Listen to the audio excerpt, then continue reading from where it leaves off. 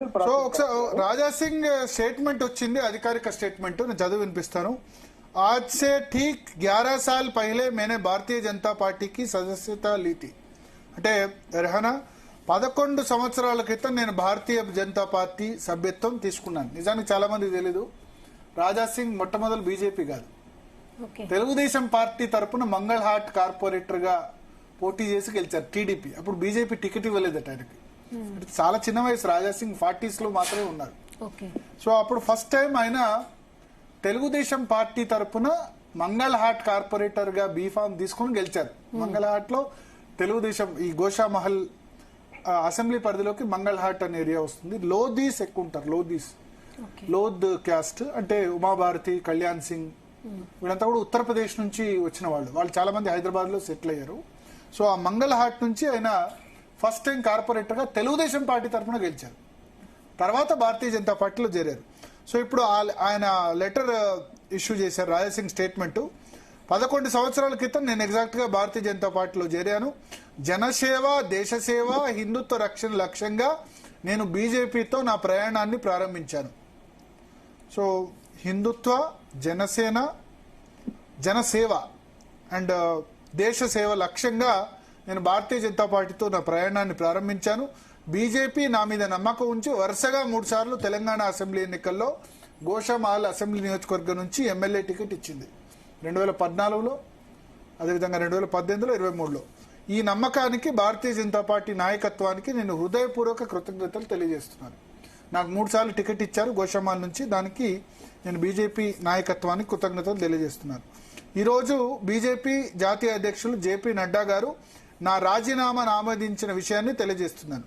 So ఆయనకు కూడా inform చేశారు, రాజీనామా ఆమోదించిన విషయాన్ని తెలియజేస్తున్నానంటూ ఆయన కూడా ప్రకటించారు. आज भारतीय जनता पार्टी की राष्ट्रीय अध्यक्ष जेपी नड्डा जी द्वारा मेरा इस्तीफा स्वीकार कर लिया गया है. సో రాజీనామాను ఆమోదించినట్టుగా చెప్పారు. शायद मैं तेलंगाना में भाजपा की सरकार बनने का सपना लेकर दिन रात मेहनत कर रहे.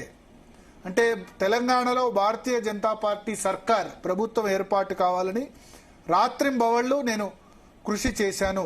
లాఖో భాజపా కార్యకర్తాओं की పీడా ఢిల్లీ తక్ నహీ పहुंच సకా. సో అంటే నేను చాలా ప్రయత్నం చేశాను, తెలంగాణలో బీజేపీ ప్రభుత్వం ఏర్పాటు కావాలన్న లక్షలాది మంది కార్యకర్తల గాత్రాన్ని నేను ఢిల్లీ వరకు తీసుకెళ్లలేకపోయాను. అంటే ఇక్కడ ఇండైరెక్ట్ గా ఏమంటారంటే తెలంగాణలో భారతీయ జనతా పార్టీ ప్రభుత్వం ఏర్పాటు కావాలని లక్షలాది మంది కార్యకర్తలు శ్రమిస్తున్నారు, రాత్రింబవళ్లు శ్రమిస్తున్నారు. కానీ ఇక్కడ ప్రభుత్వం ఏదైతే ఏర్పాటు కావాలన్న బీజేపీ కార్యకర్తల గొంతుని నేను ఢిల్లీ వరకు తీసుకెళ్లలేకపోయాను. అంటే ఢిల్లీ వాళ్ళు ఇక్కడ ప్రభుత్వం ఏర్పాటు కావాలని ఆలోచించట్లేదు, మ్యాచ్ ఫిక్సింగ్ రాజకీయాలు చేస్తున్నారని ఇండైరెక్ట్ గా ఢిల్లీలో ఉన్న హైకమాండ్ మ్యాచ్ ఫిక్సింగ్ రాజకీయాలు చేస్తుంది అన్నట్టుగా ఇండైరెక్ట్ గా ఆయన ఆరోపించారు. ఇక్కడ ఈ వర్డ్ మీరు చూడండి, शायद मैं तेलंगाना में भारतीय जनता पार्टी का सरकार बनने का सपना लेकर दिन रात मेहनत कर रहे लाखों भाजपा कार्यकर्ताओं की पीड़ा ఢిల్లీ తక్ నహీ పहुंच సకా. ఢిల్లీ వరకు నేను తీసుకెళ్లలేకపోయాను. ఇక్కడ ప్రభుత్వం ఏర్పాటు చేయాలని కార్యకర్తలకు ఉంది, కానీ రాష్ట్ర నాయకులకు, జాతీయ నాయకులకి లేదు అని చెప్పి ఇద్దరిని కూడా ఆయన తప్పుబట్టారు. मैं यह बात स्पष्ट करना चाहता हूं कि ये निर्णय मैंने किसी पद, सत्ता या వ్యక్తిగత స్వార్థ के कारण नहीं लिया. నేను ఏదైతే ఈ నిర్ణయం తీసుకున్నానో నేను ఏ పదవి, ఏ అధికారం లేదా వ్యక్తిగత స్వార్థం కోసం తీసుకోలేదని నేను స్పష్టంగా తెలియజేస్తున్నాను. అంటే ఏ నిర్ణయం, ఆయన రాజీనామా చేసిన ఏదైతే నిర్ణయం ఉందో, ఈ రాజీనామా చేస్తూ తీసుకున్న నిర్ణయం నేను ఏ పదవి కోసం లేదా అధికారం కోసం లేదా వ్యక్తిగత స్వార్థం కోసం తీసుకోలేదు. मेरा जन्म हिंदुत्व की सेवा के लिए हुआ है. నా జీవితం హిందుత్వం కోసమే అంకితం.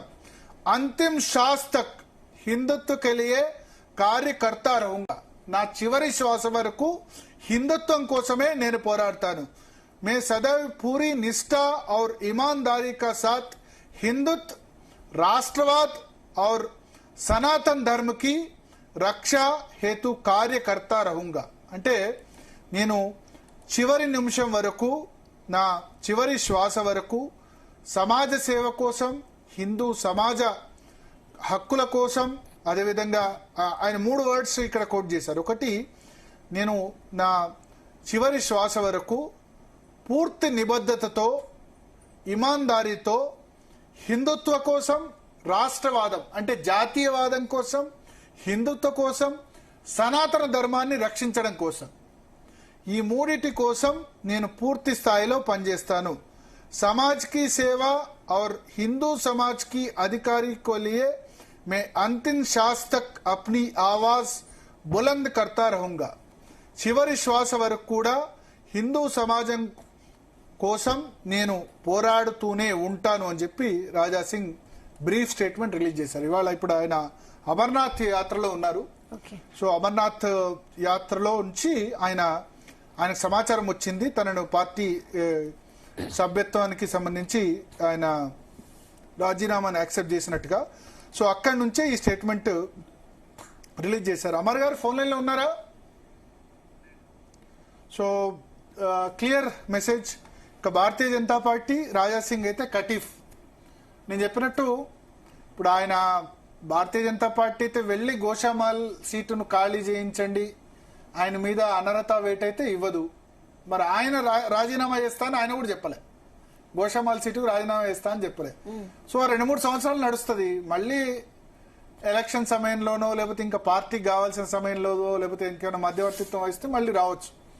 పూర్తిగా భారతీయ జనతా పార్టీతో సంబంధాలు తెంచుకుంటారన్న ఒక స్పెక్యులేషన్ వచ్చింది.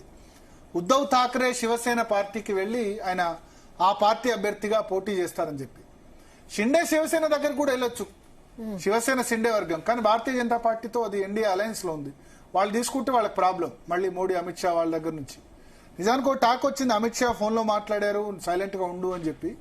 బట్ ఏం జరిగిందో ఏందో 30వ తారీఖు రాజీనామా చేస్తే 11 రోజుల తర్వాత ఇవాళ యాక్సెప్ట్ చేశారు. సో ఈ 10 రోజుల పాటు back channel talks జరుగుంటాయి Raja Singh కు హైకమాండ్ మధ్య.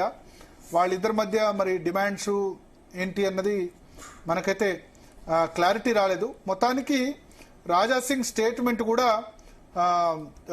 చాలా గట్టి స్టేట్మెంట్ ఆయన ఇచ్చారు. ఆ స్టేట్మెంట్లో ఒకటి ఏంటంటే, తెలంగాణలో బీజేపీ ప్రభుత్వం ఏర్పాటు కావాలని లక్షలాది మంది కార్యకర్తలు రాత్రింబవళ్లు పనిచేస్తుంటే రాష్ట్ర నాయకత్వం, జాతీయ నాయకత్వం, రాష్ట్ర నాయకత్వం దాన్ని ఢిల్లీ దాకా తీసుకెళ్ళలేకపోతుంది అని చెప్పి చెప్పడం ద్వారా ఇక్కడ మ్యాచ్ ఫిక్సింగ్ పాలిటిక్స్ నడుస్తున్నాయి. అయితే బీఆర్ఎస్ తోనో కాంగ్రెస్ తోనో ఇక్కడ నేతలు కుమ్మక్కయ్యారు లేదా అధిష్టానం కుమ్మక్కైంది అన్న రీతిలో ఆయన కామెంట్ చేశారు. అదే సమయంలో హిందుత్వ కోసం, తర్వాత దేశం కోసం, ఆ తర్వాత సనాతన ధర్మం కోసం తాను చివరి శ్వాస వరకు కూడా పోరాడతానని చెప్పారు. సో ఇక రాజా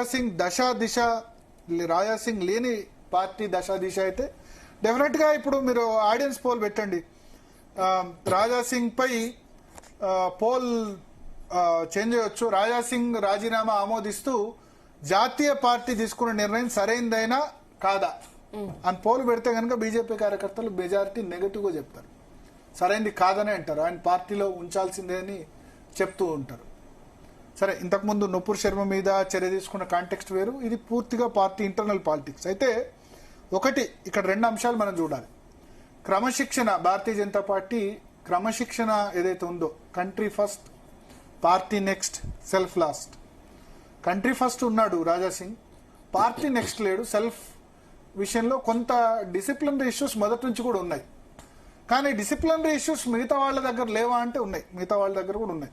ఇప్పుడు ఏదైతే చెప్తున్నారో భారతీయ జనతా పార్టీ వాళ్ళు ఎవరైనా ఏం చెప్తారంటే, మా పార్టీలో అంతర్గత ప్రజాస్వామ్యం, పార్టీ సభ్యులు ఎన్నుకుంటారు. రామచంద్రరావును పార్టీ సభ్యులు ఎన్నుకోలేదు, అక్కడి నుంచి నామినేట్ చేస్తే వాళ్ళందరూ టైంకు 30వ తారీఖు నామినేషన్ అయితే 30వ తారీఖు మధ్యాహ్నం పొద్దున 10 గంటలకు తెలిసింది రామచంద్రరావు పేరు హైకమాండ్ రికమెండ్ చేసిందని చెప్పి. సో ఒకసారి హైకమాండ్ రికమెండ్ చేస్తే ఇక్కడ నెగటివ్ గా వెళ్లే వాళ్ళు ఉండరు కాబట్టి వెళ్ళలేదు, అంతే తప్ప భారతీయ జనతా పార్టీలో మీ ఎక్కడంటే అక్కడ నామినేషన్స్ వేయొచ్చు.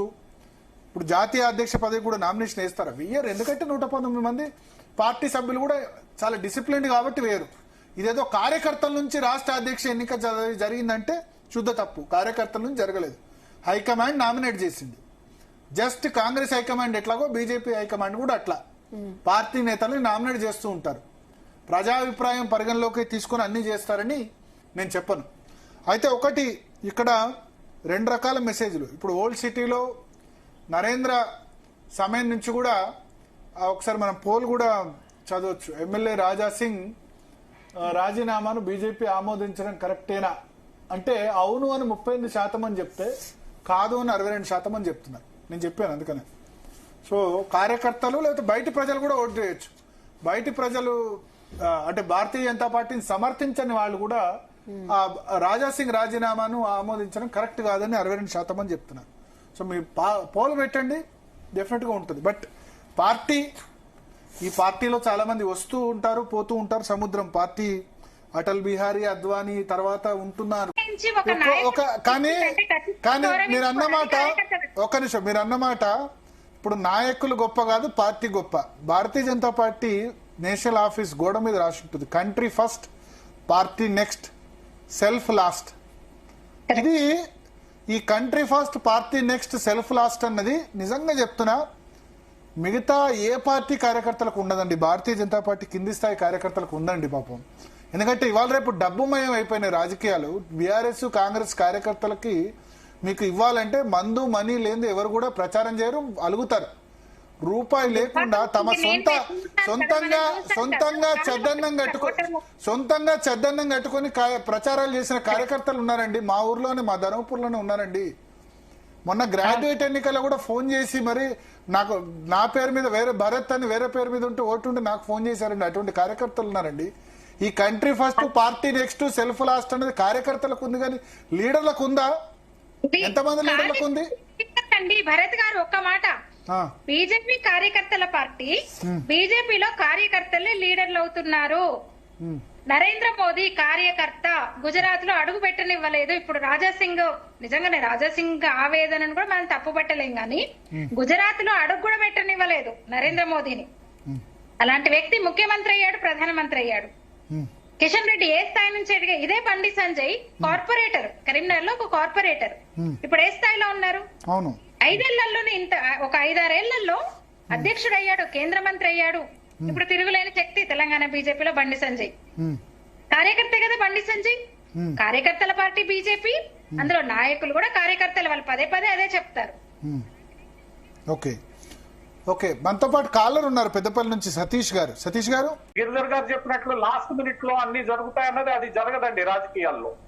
ఇప్పుడు బండి సంజయ్ గారిని దించే టైంకి, అంటే తప్పించే టైంకి ఒక రకంగా కాంగ్రెస్ పార్టీ పూర్తిగా జీవరహితమైన అన్ని చోట్ల డిపాజిట్ కోల్పోయింది, జీవరహితమైన పార్టీగా ఉంది. అటువంటి పార్టీ ఈ నిర్ణయం వల్ల పుంజుకొని ఏ విజయం అయితే భారతీయ జనతా పార్టీకి రావాలనో ఆ విజయాన్ని తను కైవసం చేసుకుని రేవంత్ రెడ్డిని ముఖ్యమంత్రి. ఇవాళ రేవంత్ రెడ్డి ప్లేస్ లో బండి సంజయ్ సీఎం గా ఉండేవాళ్ళు లేదా? నేనేమంటా అంటే 25-30 సీట్లు వస్తే కింగ్ మేకర్ అండి.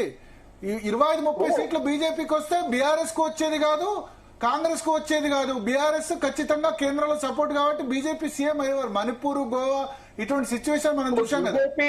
బీజేపీ సీఎం అవుతారా లేదా అన్నది మనం తర్వాత మాట్లాడాలి. 20 సీట్లు వస్తే బీజేపీ సీఎం అయ్యేవాళ్ళు వాళ్ళు ఉన్న సిచ్యువేషన్ లో. గోల్కొండ కోట మీద కాషాయ జెండా ఏదైతే ఉందో అది ఎగిరేది. ఎందుకంటే కేంద్రంలో మళ్ళీ బీజేపీ గవర్నమెంట్ వచ్చింది కదా. గోవాలో ఎన్ని సీట్లు ఉంటే గవర్నమెంట్ ఫామ్ చేశారు, మణిపూర్ లో ఎన్ని సీట్లు ఉంటే గవర్నమెంట్ ఫామ్ చేశారు. భరత్ గారు, తెలంగాణలో చాలా దగ్గరగా వచ్చింది విజయానికి ఆ రోజున్న వాతావరణంలో. ఒకానొక సందర్భంలో కాంగ్రెస్ పార్టీ లేదు. మనము బండి సంజయ్ గారు మార్పు జరిగే టైంకి కాంగ్రెస్ పార్టీ ఫీల్డ్ లో లేదు. అది మనం ఆ వాస్తవాన్ని అంగీకరించాలి. రెండోది, చివరి 4 నెలల్లో ఒక ఆర్గనైజేషన్ అధ్యక్షుడిని మార్చి కొత్త అధ్యక్షుడిని పెట్టి ఆర్గనైజేషన్ ని మనం ఆ రోజున్న సమస్యల కారణంగా ఉత్తేజపరుస్తానంటే అది అయ్యే పని కాదు. ఎన్నికల వ్యవహారం, ఎన్నికల దీంట్లో ఒక 2 ఏళ్లుగా ఒక వ్యక్తి దాన్ని బిల్డప్ చేసుకుంటూ వచ్చి ఆర్గనైజేషన్ ని ఇది చేసుకుంటూ వచ్చి ఎన్నికల ముందు నేను అప్పచెప్పాలి అనేది రాజకీయాల్లో ఒక రకంగా ఇబ్బందికరమైన పరిణామం. అది జరగదు. రామచంద్రరావు గారే రాబోయే ఎన్నికల్ని లీడ్ చేయాల్సి ఉంటుంది. రామచంద్రరావు గారే దానికి ప్రణాళిక రచించాల్సి ఉంటుంది. రామచంద్రరావు గారే ఓటమా గెలుపా అన్నది కూడా నిర్ధారించుకునేంత వరకు ఉండాల్సిన పరిస్థితి ఉంటుంది. అంతేగాని నేను నాలుగైదేళ్ల ముందు క్యాస్ట్ ఈక్వేషన్ మనం 4 నెలల ముందు మార్చేస్తాము అని అంటే దానివల్ల ఇబ్బందికరమైన పరిణామం వస్తుంది. మొదటి అంశం ఏదైతే గిరిధర్ గారు చెప్పారో అది బీజేపీ కొంత సెల్ఫ్ గోల్ చేసుకుందనే మనం అనుకోవచ్చు ఆ రోజున్న పరిస్థితిని బట్టి. ఇప్పుడు రెండోది ఏదైతే 4 నెలల ముందు మేము మారుస్తామంటారో అది ఇంకొక సెల్ఫ్ గోల్ అవుతుంది తప్ప ఇంకోటి కాదు. ఈ రోజు రామచంద్రరావు గారిని ఎంపిక చేశారు. ఎంపిక చేసిన తర్వాత ఆయనకి పూర్తిగా అండదండలుగా నిలిచి ఆయన రేపు ఓడిపోవడమా గెలుపా అంతటి వరకు ఆయన్ని తీసుకెళ్లగలగనియాలి. ఈ లోపల మేము మార్చేస్తాం, ఈక్వేషన్లు మారుతాయంటే అది బీజేపీ లాంటి ఆర్గనైజేషనల్ బేస్ ఉన్న పార్టీకి మంచిది కాదు. ఓకే. సో సంగప్ప గారు జాయిన్ అయ్యారు, బీజేపీ అధికార ప్రతినిధి. సంగప్ప గారు, ఏమిటి 2023 జూలైలో ఏం జరిగిందో మనకు తెలుసు. ఇప్పుడు పార్టీ అధ్యక్ష విషయంలో అయితే ఖచ్చితంగా క్యాడర్ నుంచి అయితే చాలా వ్యతిరేకత వస్తుంది. లాస్ట్ 3-4 డేస్ గా జరుగుతున్న పరిణామాలు ఎట్లా పార్టీ హ్యాండిల్ చేయబోతుంది, మళ్ళీ ఏ విధంగా పునరుత్తేజం రాబోతుంది? ఛానల్ ఉన్న పెద్దలిద్దరికి నమస్కారం. భరత్ 2 విషయాలు, చాలా విషయాల్ని గిరిధర్ మామిడి గారు చెప్పారు. చాలా ఆయన ఎన్నో సంవత్సరాల నుంచి అన్ని రాజకీయ పార్టీలను చూస్తున్నారు. ఒక జాతీయవాదిగా బీజేపీని కూడా దగ్గర నుంచి చూస్తున్నారు ఆయన. కార్యకర్తల నుంచి వ్యతిరేకత అనేటువంటి ఒక వర్డ్ వాడారు మీరు. ఇప్పటిదాకా కార్యకర్తల నుంచి వ్యతిరేకత వచ్చింది, ఇక్కడ రోడ్డు మీద వచ్చి ఎవరు మాట్లాడలేదు, బయట పార్టీకి వేదిక మీద కూడా ఎవరు మాట్లాడలేదు ఇప్పటిదాకా. ఇది సోషల్ మీడియాలో ఒక ప్రత్యర్థి రాజకీయ పార్టీలు 2 కూడా, అటు కాంగ్రెస్ తర్వాత ఇటు బీఆర్ఎస్ 2 కూడా దీనికి ఒక నరేషన్ క్రియేట్ చేస్తుంది అంతే తప్ప వేరే ఏం లేదు అక్కడ. ఎక్కడ కూడా కార్యకర్తలు డిసిప్లిన్ కదా, రోడ్డు మీదకి వచ్చి ఇప్పుడు కాంగ్రెస్ లో గాంధీ భవన్ లాగా ధర్నాలు చేయరు.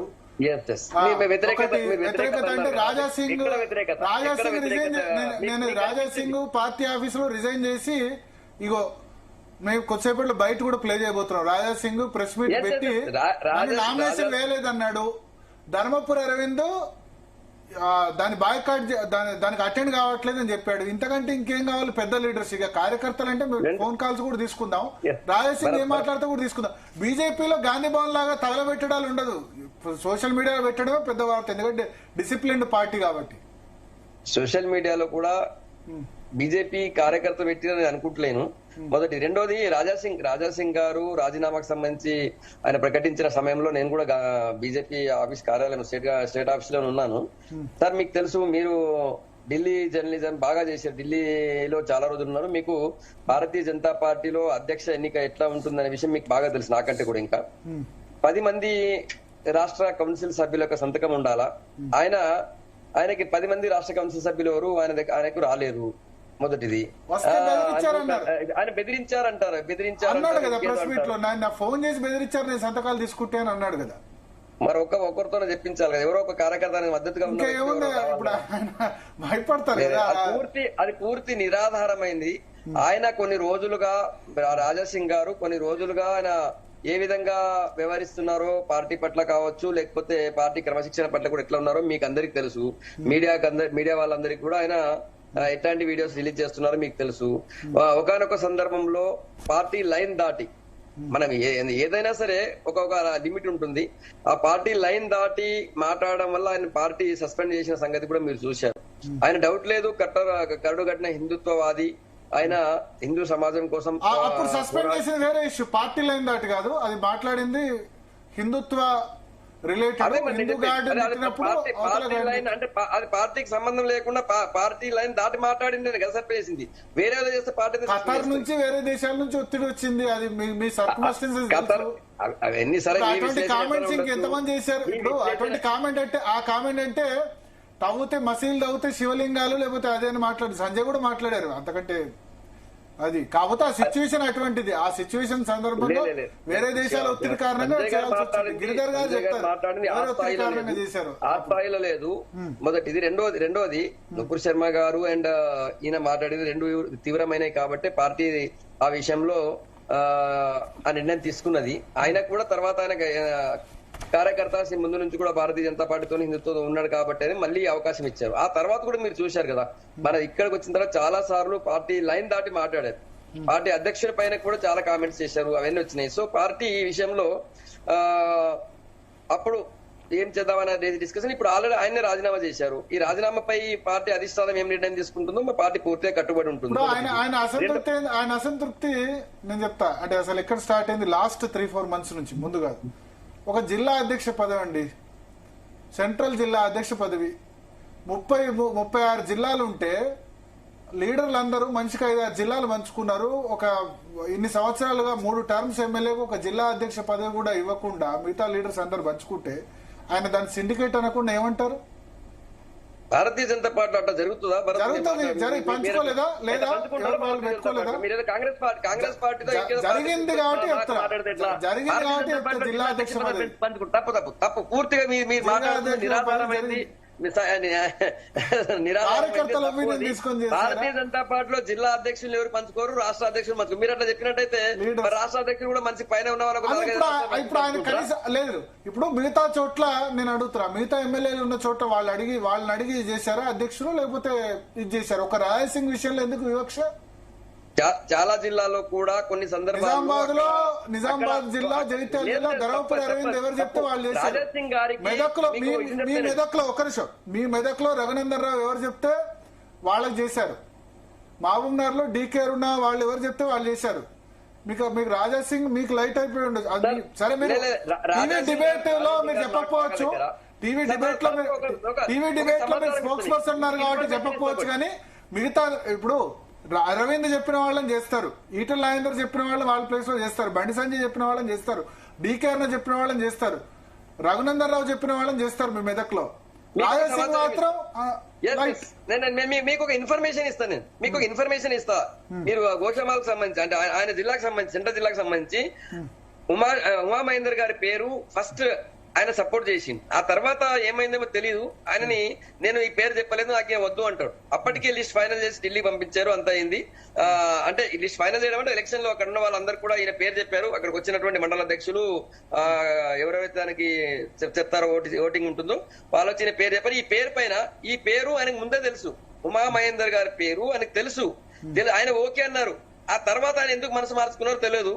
మరి ముందు ఓకే అంటారు, తర్వాత మారుస్తుంటే మేము ఎట్లా మారుస్తామని చెప్పి మార్చలేదు. ఉమామహేందర్ గారి పేరు ఆయన ఒప్పుకున్నారు ఫస్ట్. తర్వాత ఆయన నాకు సంబంధం లేదు, ఆయన మార్చండి, వేరే ఆయన పెట్టండి అంటాడు. అరే మీరే చెప్పారు కదా, ఆయన చెప్పినాడు.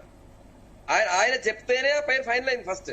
ఆ విషయం మీకు తెలియదు. మేము బయట అప్పటికి ఆల్రెడీ చెప్పారు కదా, కిషన్ రెడ్డి గారు కూడా చెప్పారు, ఆయన చెప్పిన పేరే కదా అన్నారు. ఆయన చెప్పిన పేరే కదా అందులో ఏం వ్యతిరేకత ఉంది అన్నారు.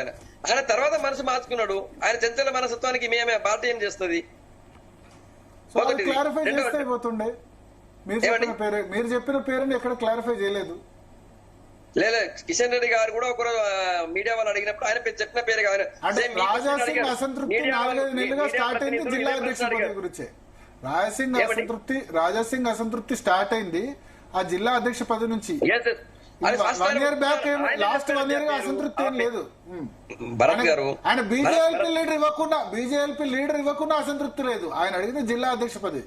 నిజానికి 3 terms ఎమ్మెల్యే బీజేపీ అధ్యక్షుడు ఇవ్వాలి, డిఫాల్ట్ గా ఇవ్వలేదు. ఓకే, బట్ ఇది చేయాలి కదా జిల్లా అధ్యక్ష పదవి.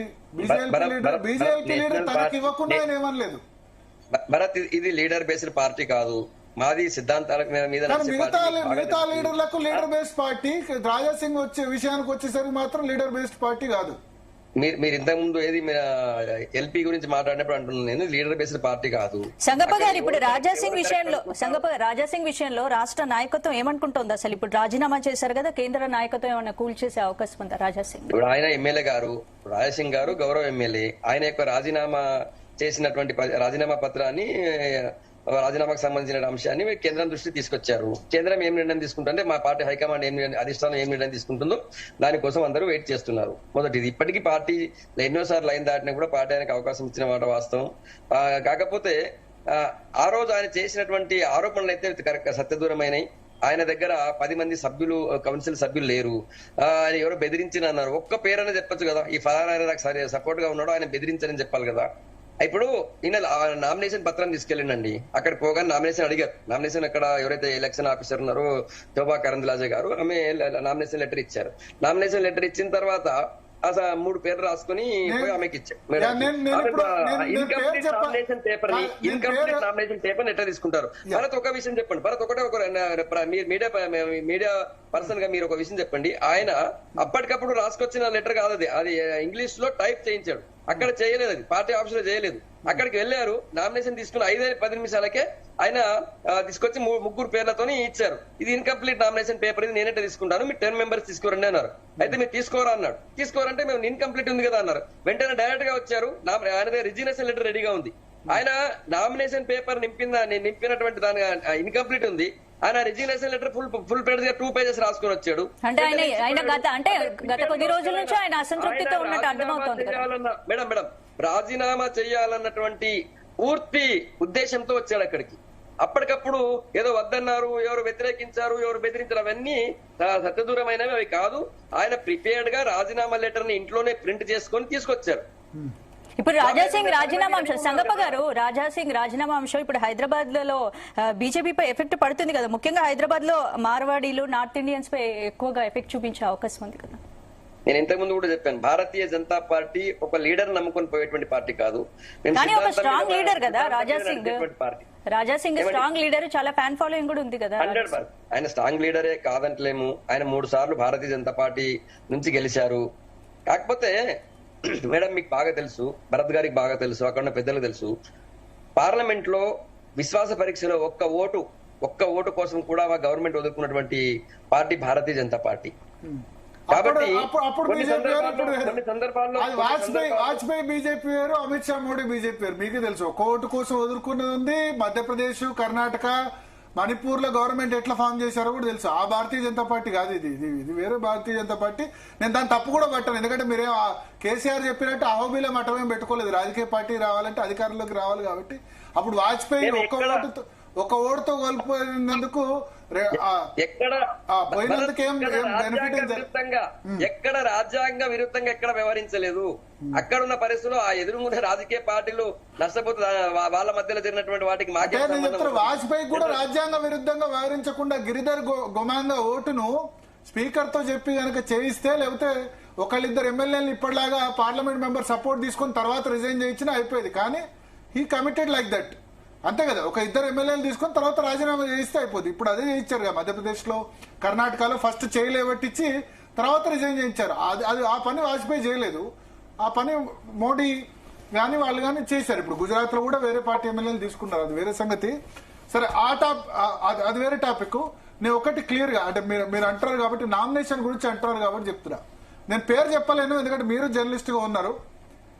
సోర్స్ వేరే వ్యక్తి కూడా నామినేషన్ వేయడానికి వచ్చారు. అక్కడికి వచ్చిన తర్వాత ఏం చెప్పారట అంటే, నామినేషన్ వేయడానికి డిస్కరేజ్ చేశారు. నామినేషన్ ఫామే ఇవ్వని చెప్పారు. నేను ఆ వ్యక్తి పేరు చెప్పను, ఎందుకంటే మార్నింగ్ కూడా నాకు నామినేషన్ వేస్తున్నా అని చెప్పారు. తర్వాత డిస్కరేజ్ చేశారు. సరే, అది వేరే సంగతి. అంటే రాజాసింగే కాదు, ఇంకా వేరే వ్యక్తులు కూడా నామినేషన్కి వచ్చారు. ఒక విషయం చెప్పండి, మీకు ఎవరైతే ఆ వ్యక్తి చెప్పారో, నా రాజాసింగ్ గారికి నామినేషన్ పేపర్ ఎట్లా ఇచ్చారో ఆయనకి ఎందుకు ఇవ్వరు? రాజాసింగ్ గారి దగ్గరికి వెళ్ళినప్పుడు రాజాసింగ్ గారికి నామినేషన్ పేపర్ ఇచ్చారు. నామినేషన్ పేపర్ ఇస్తే 3 పేర్లు రాసుకొని వచ్చారండి.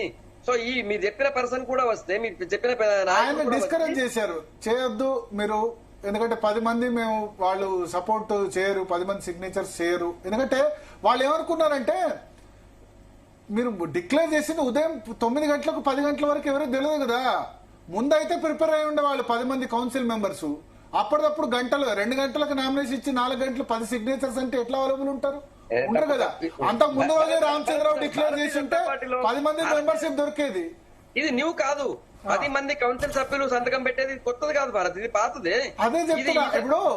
ఇప్పుడు ఈటెల్ ఫైల్ చేయాలని అనుకున్నాడు అనుకోండి, లేదా డీకేఆర్ చేద్దాం అనుకున్నాను అనుకోండి, పార్టీ మమ్మల్ని చేస్తున్నాను వాళ్ళు లాస్ట్ మినిట్ వరకు అనుకున్నారు. ఎందుకంటే ఎవరికి కాల్ రాలేదు. భరత్ తెలంగాణ రాష్ట్రంలో, భరత్ ఒక్క సెకండ్, తెలంగాణ రాష్ట్రంలో 119 మంది రాష్ట్ర కౌన్సిల్ సభ్యులు ఉంటారు. ఆ ప్రాబ్లం చాలా ఉంది. సో భారతీయ జనతా పార్టీ ఇప్పుడు రాజాసింగ్ ఇండిసిప్లిన్ డెఫినెట్ గా క్రమశిక్షణ రాహిత్యం చేశాడు.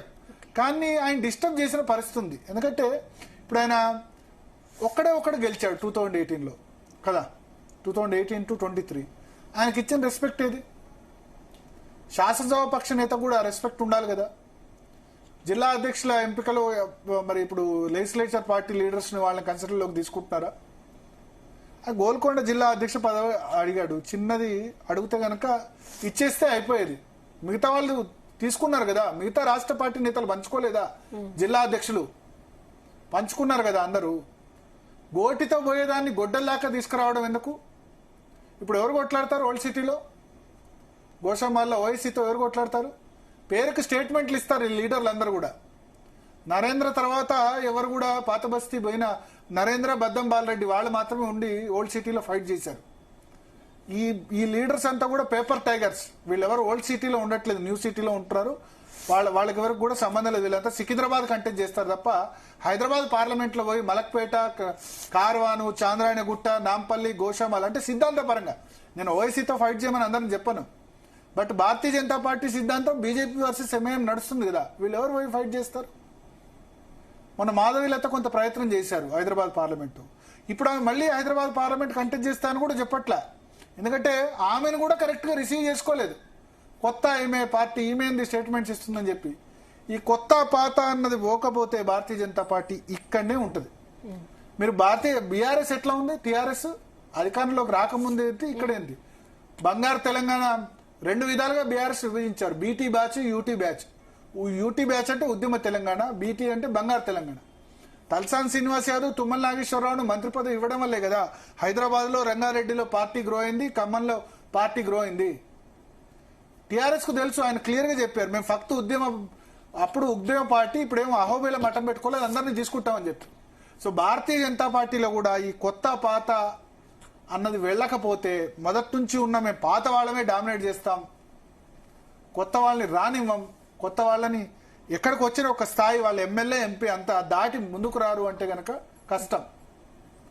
మన కొండా విశ్వేశ్వరరెడ్డి కూడా అన్నారు, ఇది శాకాహారుల పార్టీ అంటే కరెక్ట్ కాదు, మాంసాహారం తిన్న వాళ్ళ మా పార్టీలోకి రానంటే కరెక్ట్ కాదు అని ఆయన స్టేట్మెంట్ ఇచ్చారు. సో కొన్ని భావాలు విడనాడాలి. రాజాసింగ్ రాజీనామా ఆమోదంతో, రాజాసింగ్ తప్పు చేయలేదు అనట్లేదు, తప్పు చేశారు. కానీ స్టేట్ పార్టీ లీడర్స్ కూడా ఆయన వెళ్ళకూడదామన్న విధంగా ప్రయత్నించారు. No doubt. ఎందుకంటే ఆయన పదే పదే వాళ్ళ అథారిటీని క్వశ్చన్ చేస్తున్నారు. పార్టీ మీద మా పట్టు పోవద్దు అని ఒక ముగ్గురు నలుగురు నేతలకు ఉంది ఈ పార్టీ. మరి భారతీయ జనతా పార్టీ కార్యకర్తలు అందరిది అయినప్పుడు ఆ ముగ్గురు నేతలు ఆ పట్టు వీడకుండా అయితే ప్రయత్నం చేయాలి కదా. మీకు పదవులు వచ్చాయి, కార్యకర్తలకు ఎప్పుడు పదవులు వస్తాయి? భారతీయ జనతా పార్టీ కార్యకర్తలు ఎప్పుడు సర్పంచ్లు అవుతారు, ఎంపీటీసీలు అవుతారు, జెడ్పీటీసీలు అవుతారు. ఎప్పుడు కూడా ఎమ్మెల్యే ఎలక్షన్, ఎంపీ ఎలక్షన్, దీని మీద కాన్సన్ట్రేట్ చేయడం. 2-3 ఎమ్మెల్యేలు గెలుస్తారు, 4 ఎంపీలు గెలుస్తారు. కింది స్థాయి వాడు సర్పంచ్ కావద్దా, ఎంపీటీసీ కావద్దా? ఎంత సీరియస్గా ఉంది మీ పార్టీ? ఎంపీటీసీ, జెడ్పీటీసీ కోసం మీరు ఏమైనా ఖర్చు పెడుతున్నారా రూపాయన్నా వాళ్ళని గెలిపించేందుకు?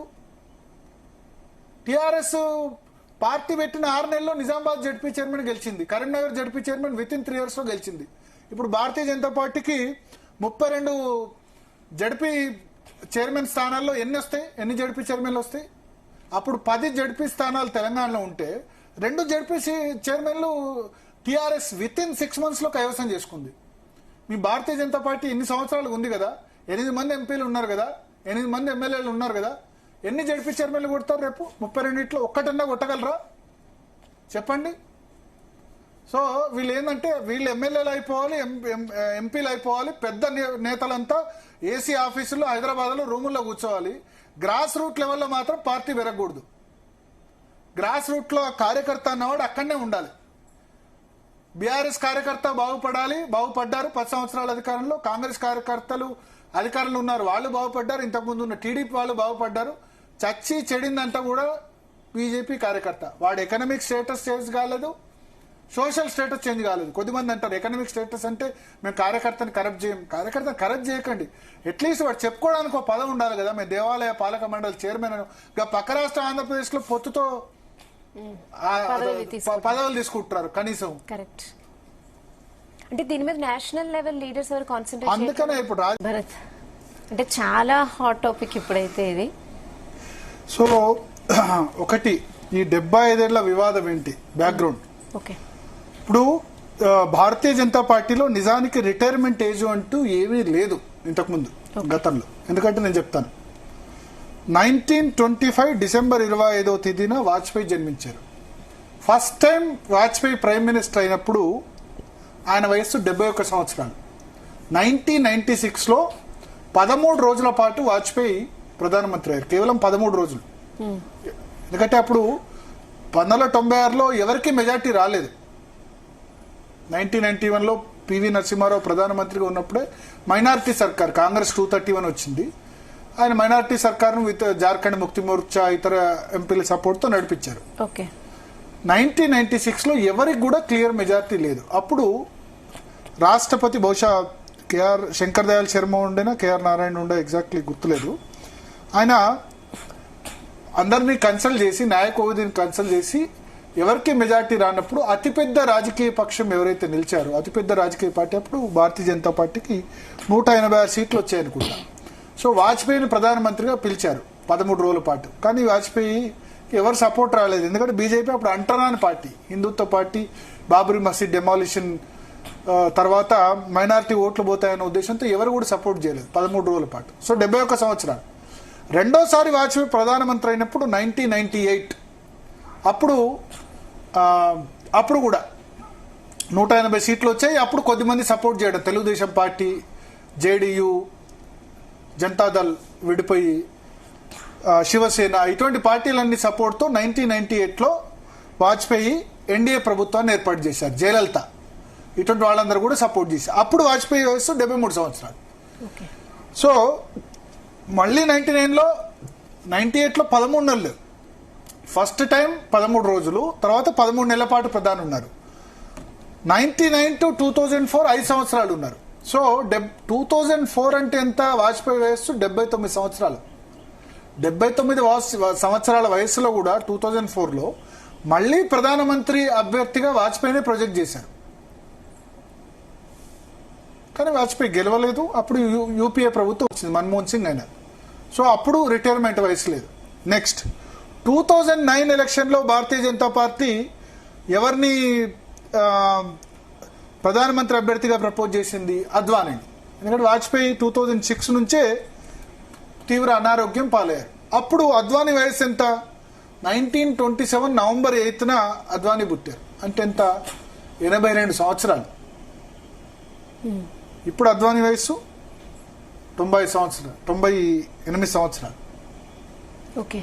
సో అద్వానీ వయసు అప్పుడు ప్రధానమంత్రి అభ్యర్థిగా 2009లో ప్రొజెక్ట్ చేసినప్పుడు కూడా 82 సంవత్సరాలు.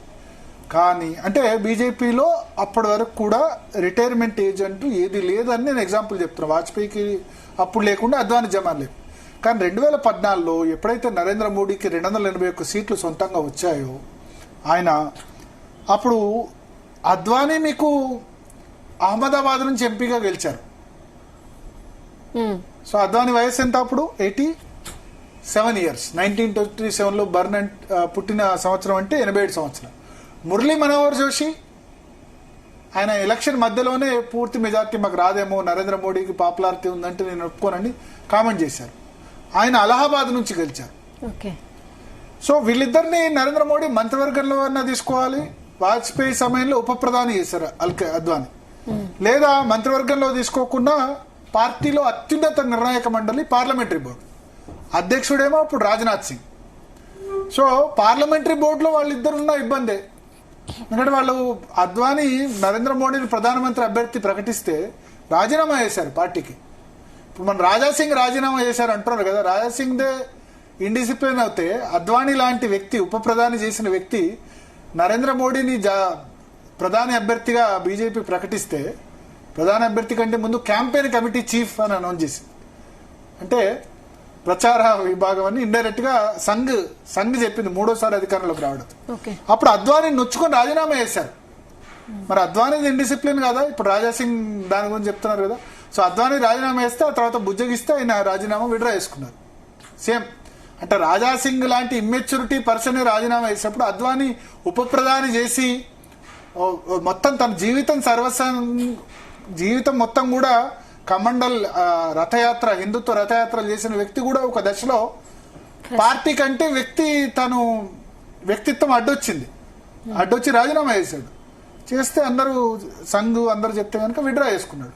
కానీ అప్పుడు ఎంపీగా ఎలక్ట్ అయ్యాడు. సో అద్వానీని, మురళీ మనోహర్ జోషిని పక్కన పెట్టేందుకు నరేంద్ర మోడీ ఒక నిబంధన తీసుకొచ్చారు. అదేంటంటే 70 సంవత్సరాలు దాటిన వ్యక్తులకి పార్టీలో, ప్రభుత్వంలో ఎటువంటి పదవులు ఉండకూడదు, పార్టీలో ప్రభుత్వంలో రెండిట్లో అని చెప్పి అద్వానీని, మురళీ మనోహర్ జోషిని క్యాబినెట్ లోకి తీసుకోలేదు. సరే, అద్వానీ అంటే క్యాబినెట్ లో, వాజ్పేయి క్యాబినెట్ లో తీసుకున్న వ్యక్తి, ఉప ప్రధాని, నరేంద్ర మోడీ కింద శిష్యుడి కింద పనిచేస్తానని ఒప్పుకోలేదు. మురళీ మనోహర్ జోషిని తీసుకోవచ్చు, కానీ ఆయన కూడా తీసుకోలేదు, క్యాబినెట్ లో తీసుకోలేదు, ప్లస్ పార్లమెంటరీ బోర్డులో కూడా తీసుకోకుండా ఒకటి పెట్టారు, మార్గదర్శక్ మండల్ అని పెట్టారు. అంటే అద్వానీ, మురళీ, ఆ మార్గదర్శక మండలిలో 4 సభ్యులు, అద్వానీ, మురళీ మనోహర్ జోషి, రాజ్నాథ్ సింగ్, మోడీ, 4 మాత్రం ఉంటారు. సో పార్టీలో, ప్రభుత్వంలో 70 సంవత్సరాలు దాటిన వాళ్ళకి ఎవరికి పదవులు ఉండవని క్లారిటీగా చెప్పేశారు. ఇంకా ఏమని చెప్పారు, 70 సంవత్సరాలు దాటిన వాళ్ళకి యంగ్ ఉండాలి పార్టీ ఇంకా అని చెప్పి, ఇంకా వాళ్ళకి 2014లో లాస్ట్. ఇంకా ఆ తర్వాత 19లో మన గాంధీనగర్ నుంచి అద్వానీకి టికెట్ ఇవ్వలేదు, అంటే ఆయన అమిత్ షా కంటెస్ట్ చేశారు 2019లో. మురళీ మనోహర్ జోషి కూడా టికెట్ ఇవ్వలేదు. సో అప్పుడు వాళ్ళిద్దరిని తప్పించడానికి 75 ఏళ్ల నిబంధన తీసుకొచ్చారు. ఈ 75 ఏళ్ల నిబంధన కారణంగా కొద్ది కాలం కల్రాజ్ మిశ్రా, క్యాబినెట్ లో కల్రాజ్ మిశ్రా 76 ఇయర్స్ తర్వాత, కొంత రోజుల తర్వాత ఆయన్ని రాజీనామా చేశారు. నజ్మా హెప్తుల్లా, ఇట్లా 75 ఏళ్ళు దాటిన వాళ్ళందరినీ గవర్నర్లుగా పంపించేశారు చాలా మంది. యడ్యూరప్ప కూడా 2019లో 70 సంవత్సరాలు దాటిన తర్వాత, ఒక సంవత్సరం తర్వాత ఆయన్ని కూడా 75 ఇయర్స్ దాటాయని చెప్పి రాజీనామా చేశారు. ఇప్పుడు నరేంద్ర మోడీకి అప్పుడు 64 సంవత్సరాలు. ఇప్పుడు ఈ 2025 సెప్టెంబర్ 17వ తేదీన నరేంద్ర మోడీకి 70 సంవత్సరాలు నిండబోతున్నాయి. సో ఆయన పెట్టిన నిబంధన ఇప్పుడు ఆయనకే వర్తిస్తుందా లేదా? పార్టీ ఫస్టా, సెల్ఫ్ ఫస్టా? Country first, party next, self last. So ఈ నిబంధన కేవలం ఆయనకే వర్తిస్తుందా లేదా? ఇప్పుడు ఆర్ఎస్ఎస్ చీఫ్ పదే ఆయన వ్యక్తులు ఈ 70 సంవత్సరాలు ఎందుకు గుర్తు చేశారంటే, ఆర్ఎస్ఎస్ చీఫ్ మోహన్ భగవత్ భారతీయ జనతా పార్టీ ఫంక్షన్ మీద గత సంవత్సరంన్నర, 1.5-2 years గా చాలా తీవ్ర విభేదాలు ఉన్నాయి. ఇది అంగీకరించకపోవచ్చు, సంఘ పెద్దలు అంగీకరించకపోవచ్చు, భారతీయ జనతా పార్టీ అంగీకరించకపోవచ్చు. కానీ సంఘ్ భారతీయ జనతా పార్టీ రాజకీయాల్ని దగ్గర నుంచి చూసిన వ్యక్తిగా నాకేమనిపిస్తుందంటే, ఎలక్షన్ టైంలో నడ్డా ఒక స్టేట్మెంట్ ఇచ్చారు. చాలా సంఘ్ కార్యకర్తలు హట్ అయ్యారు. చాలా మంది భారతీయ జనతా పార్టీకి మళ్ళీ సంఘ్ వేరు, సంఘ్లో పనిచేసే వాళ్ళు పూర్తి స్థాయిలో బీజేపీకి పనిచేయరు, కేవలం ఎన్నికల సమయంలో హెల్ప్ మాత్రమే చేస్తుంటారు. నడ్డా ఏం కామెంట్ చేశారంటే, మేము భారతీయ జనతా పార్టీకి సంఘ్ మార్గదర్శకత్వం ఇంకా అవసరం లేదు, మేము పెరిగి పెద్దయ్యాం. అంటే రాష్ట్రీయ స్వయం సేవక్ సంఘ్లో చాలా విభాగాలు ఉన్నాయి. ఏబీవీపీ, అఖిల భారతీయ విద్యార్థి పరిషత్, బజరంగ దళ్, విహెచ్పి, విశ్వ హిందూ పరిషత్, ఇట్లా వనవాసి కళ్యాణ్ ఆశ్రమ్, రాష్ట్రీయ సేవక దళ్, చాలా చాలా, సాహిత్య నికేతన్, అందరికీ తెలిసిన చాలా మంది. ఆర్ఎస్ఎస్ పొలిటికల్ వింగ్ భారతీయ జనతా పార్టీ. సో నడ్డా అంత పెద్ద స్టేట్మెంట్ ఇవ్వడంతో ఆర్ఎస్ఎస్ కార్యకర్తలు కూడా హాఫ్ హార్టెడ్గా, మన అవసరం లేదు కదా,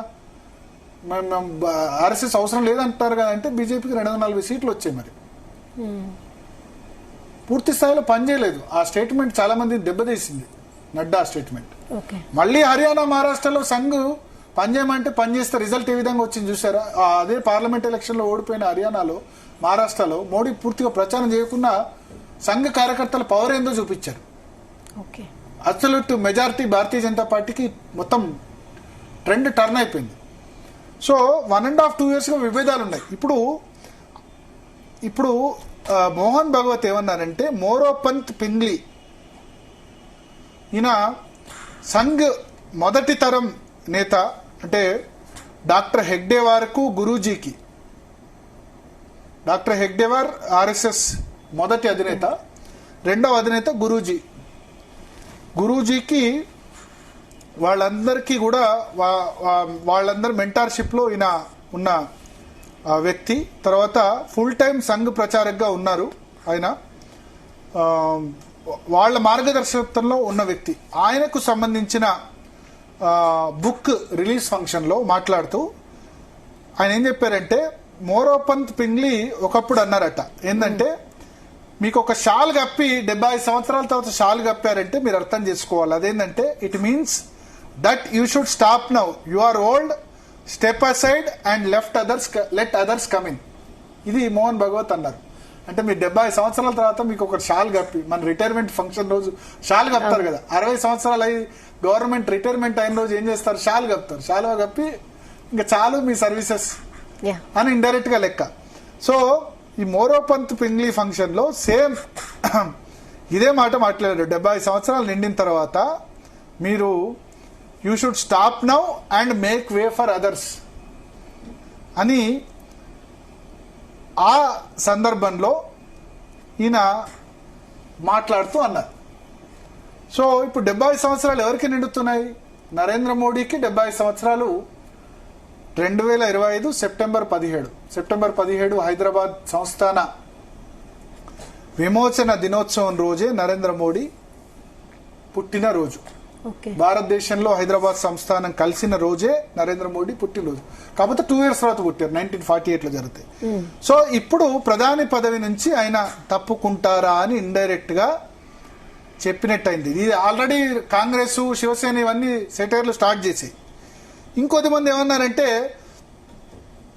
మరి సర్సంగ్ చాలక్ మోహన్ భగవత్ కూడా 70 సంవత్సరాలు నిండుతాయి కదా, ఇంకొక 6 days బిఫోర్ పుట్టారు మోహన్ భగవత్ మోడీ కంటే, 1950 సెప్టెంబర్ 11. మరి ఆయన కూడా తప్పుకుంటారు అన్నారు. కానీ గతంలో సర్సంగ్ మరి సంఘులో ఆ సాంప్రదాయం లేదు 70 సంవత్సరాలు రిటైర్ కావాలన్నది. ఇప్పుడు రజు భయ్యా దాదాపు నాకు తెలిసి రజు భయ్యా అని సర్సంగ్ చాలక్ 89 సంవత్సరాల వయసులో కూడా బహుశా ఉన్నట్టున్నారు. ఇప్పుడు అద్వానీ సమయంలో కూడా జస్వంత్ సింగ్, మురళీ మనోహర్ జోషి, వాజ్పేయి టైంలో వీళ్ళందరూ 75 దాటిన ఉన్నారు. కానీ మోడీ హయాంలో ఇది తీసుకొచ్చారు. ఇప్పుడు తను తీసుకొచ్చిన నిబంధన తాను పాటిస్తారా అన్న క్వశ్చన్ను ఇప్పుడు మోహన్ భగవత్ పదే రేజ్ చేయడం ద్వారా everything is not well, Narendra Modi Sangh మధ్య గ్యాప్ ఉన్నట్టుగా మనకు అర్థమవుతుంది. మరి ఆయన తప్పుకుంటారా సెప్టెంబర్ 17న? తర్వాత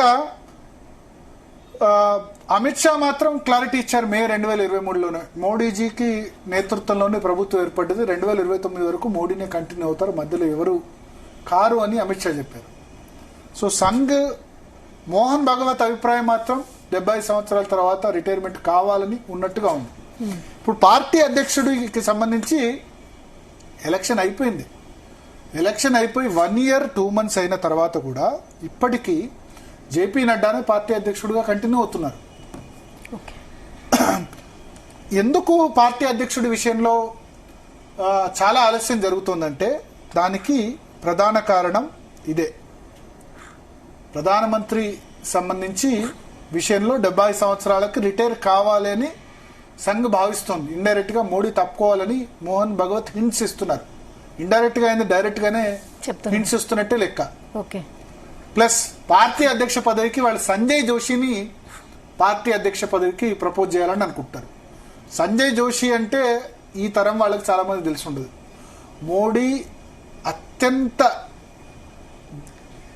అత్యంత వ్యతిరేకించే నేత, బద్ద వ్యతిరేకి సంజయ్ జోషి. ఆయన గుజరాత్ నుంచి వచ్చారు సంజయ్ జోషి. సో వీళ్ళిద్దరు సంఘులో ఉన్నారు, కానీ సంజయ్ జోషి అంటే పడదు. సంజయ్ జోషిని నితిన్ గడ్కరీ 2011లో ఉత్తరప్రదేశ్ ఇన్ఛార్జిగా సంజయ్ జోషి నియమిస్తే గుజరాత్ ముఖ్యమంత్రిగా ఉన్న నరేంద్ర మోడీ ఆయన్ని యూపీ ఇన్ఛార్జ్ నుంచి తీసేస్తేనే నేను నేషనల్ ఎగ్జిక్యూటివ్కి అటెండ్ అవుతాను, జాతీయ కార్యవర్గ సమావేశాలకు అటెండ్ అవుతాను, లేకపోతే నేను అటెండ్ కానని భీష్మించి కూర్చున్నారు. అంటే ఇప్పుడు డిసిప్లిన్ గురించి చెప్తున్నారు కదా, రాజాసింగ్ డిసిప్లిన్ గురించి చెప్తున్నారు కదా, నాకు ఇవన్నీ గుర్తొస్తున్నాయి. అద్వానీ డిసిప్లిన్ ఏంటి, మరి నరేంద్ర మోడీ డిసిప్లిన్ ఏంటి? కానీ ఇవన్నీ అప్లికబుల్ అవుతాయంటారా రాజాసింగ్? అంటే చెప్తున్నా, అంటే రాజాసింగ్ సంబంధించి సగటు కార్యకర్తల దాని గురించి చెప్తున్నా. డిసిప్లిన్ అన్నది కొన్ని సందర్భాల్లో ఎంతటి పెద్ద నేత అయినా వ్యక్తిగత అహం అడ్డొచ్చి డిసిప్లిన్ అన్నది పాటించకపోవచ్చు. సేమ్ నరేంద్ర మోడీ జాతీయ అధ్యక్షుడిగా ఉన్న నితిన్ గడ్కరీని మీరు సంజయ్ జోషిని తీసేస్తేనే నేను అటెండ్ అవుతానంటే చివరికి సంజయ్ జోషిని తీసేశారు. అంటే భారతీయ జనతా పార్టీలో ఆ రోజు సంజయ్ జోషిని తీసేశారంటే ఇప్పటి వరకు భారతీయ జనతా పార్టీలో మళ్ళీ సంజయ్ జోషి లేరు. కానీ సంజయ్ జోషి ఇంతవరకు కూడా 13 సంవత్సరాలు అయింది, సంఘ్ బ్యాక్గ్రౌండ్ కదా, పూర్తి స్థాయి సంఘ నేపథ్యం, పార్టీ నేతగా ఎప్పుడు ఎమ్మెల్యేగా ఎంపీగా గెలవలేదు, ఇంతవరకు ఒక్కసారి కూడా నరేంద్ర మోడీకి వ్యతిరేకంగా నోరు విప్పలేదు. అది సంఘ నేతల గొప్పతనం అంటే, అది సంఘ క్రమశిక్షణ అంటే. ఈ రాజకీయ పార్టీలోకి వచ్చేసరికి నరేంద్ర మోడీ కూడా 2001 వరకు కూడా పూర్తి స్థాయి సంఘ నేపథ్యం కలిగిన వ్యక్తే. 1998లో భారతీయ జనతా పార్టీ కార్యదర్శి అయినారు. 2001లో ఎమ్మెల్యే ఎంపీ కాకుండానే డైరెక్ట్గా చీఫ్ మినిస్టర్ అయ్యారు. First time member of parliament అయినప్పుడు ప్రధానమంత్రి అయినారు. సో రాజకీయ నేతలకి పదవులు వచ్చేసరికి ఈ ఏమంటుంది పదవికాంక్షతో డిసిప్లిన్ అన్నది దప్పుతుంది. కానీ సంజయ్ జోషిని చూడండి మీరు, తను మోడీ వల్ల తనను యూపీ ఇన్ఛార్జిగా తీసేసిన ఒక్కసారి కూడా ఇప్పటికి బయటకు వచ్చి మాట్లాడలేదు మోడీకి వ్యతిరేకంగా. ఓకే, వీళ్ళిద్దరు మళ్ళీ గుజరాతే, ఇద్దరికి పెడదు. ఇప్పుడు ఆయన్ను అధ్యక్ష పదవి చేయాలని సంఘ పట్టుబడుతుందట, సంజయ్ జోషిని అధ్యక్షుడిగా ఒప్పుకోండి. మరి మోడీ ఒప్పుకుంటారా? అప్పుడు యూపీ ఇన్ఛార్జే ఒప్పుకోలేదు, ఇప్పుడు ఒప్పుకుంటారా? లాస్ట్ టైం నడ్డాకు జాతీయ అధ్యక్ష పదవి ఇచ్చి తప్పు చేశామని సంఘ్ భావిస్తుంది. అమిత్ షా పర్ఫార్మెన్స్ మీద ఎంపికయ్యారు. అమిత్ షా పర్ఫార్మెన్స్ తో 281 నుంచి 301 వచ్చాయి. మోడీ అమిత్ షా ఇద్దరు కలిసి నడ్డాని రికమెండ్ చేశారు. కానీ నడ్డా రికమెండ్ చేసిన తర్వాత పార్టీ అంతా పర్ఫార్మెన్స్ లేదు, కొన్ని రాష్ట్రాల్లో అధికారం పోయింది, 240 సీట్లే వచ్చాయి. ఆయన కాస్త సంఘకు వ్యతిరేకంగా మాకు సంఘ అవసరం లేదన్న విధంగా స్టేట్మెంట్ ఇవ్వడంతో చాలా హట్ అయ్యారు. సో ఇప్పుడు రకరకాల పేర్లు వినిపిస్తున్న సంఘ్ వసుంధర రాజే సింధియా పేరు రికమెండ్ చేస్తుంది, శివరాజ్ సింగ్ చౌహాన్ మధ్యప్రదేశ్ మాజీ ముఖ్యమంత్రి పేరు రికమెండ్ చేస్తుంది, ఇట్లాంటి వాళ్ళ పేర్లు రికమెండ్ చేస్తుంది. కానీ మోడీ అమిత్ షా ఇద్దరు వద్దంటున్నారని చెప్తున్నారు. ఫస్ట్ ప్రధాని పదవికి 75 సంవత్సరాలకు రిటైర్మెంట్ గురించి పదే హింట్స్ ఇస్తున్నారు మోహన్ భగవత్. మరి ఏం జరుగుతుందన్నదైతే చూడాలి. మోహన్ భగవత్ వ్యాఖ్యల్ని యథాలాపంగా మాత్రం తీసుకోకూడదు. ఖచ్చితంగా there is tussle between Sangh and Bharatiya Janata party.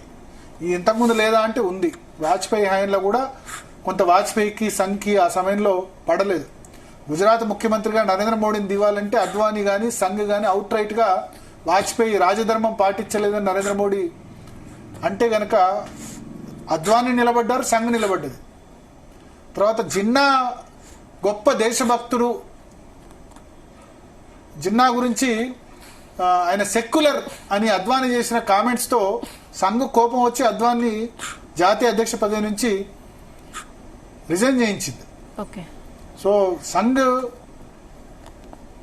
ప్రాబల్యం ఉంటుంది. కాకపోతే అధికారంలోకి వచ్చేంత వరకు మేము మార్గదర్శకత్వం వహిస్తాం. అధికారంలోకి వచ్చిన తర్వాత మా ఎజెండా ఇంప్లిమెంట్ కావాలి. ఎజెండా ఏంటి? రామ మందిరం ఇంప్లిమెంట్ చేశారు, ఆర్టికల్ 3 ఉమ్మడి పౌరస్మృతి, ఈ 3 ప్రధానం. ఇంకా చాలా ఎజెండా, ఎడ్యుకేషన్ పాలసీలో మార్పులు జరగాలి, దేశభక్తి ఆధారిత ఎడ్యుకేషన్ ఉండాలి, ఇవన్నీ కూడా సంఘ్ ఎజెండా. సో చూద్దాం అంటే మోహన్ భగవత్ కామెంట్స్ ఎట్లా ఉంటాయి. క్లియర్ కట్ మెసేజ్ నరేంద్ర మోడీని రిటైర్ కమ్మని పదే హింట్స్ ఇస్తున్నారు. దాన్ని నరేంద్ర మోడీ పాటిస్తారా లేదా? అధ్యక్ష పదవి విషయంలో సంఘ్ నరేంద్ర మోడీ మధ్య ఏకాభిప్రాయం కుదురుతుందా లేదా? అమెండ్మెంట్ ఏమైనా చేస్తారా ఏజ్ గురించి? అంటే అమెండ్మెంట్ అంటే ఇది ఎక్కడ పార్టీ కాన్స్టిట్యూషన్ లేదు, పార్టీ రాజ్యాంగంలో లేదు. ఇది ఇండైరెక్ట్ అగ్రిమెంట్. ఎందుకు మీరు అద్వానీకి మురళీ మనోహర్ జోషికి ఇవ్వలేదంటే పార్టీ రాజ్యాంగంలో ఒకటే ఉంది, ఒక వ్యక్తి అధ్యక్ష పదవి 2 సార్లు కంటిన్యూస్ గా చేపట్టొచ్చు, 3వ సారి చేపట్టొద్దు.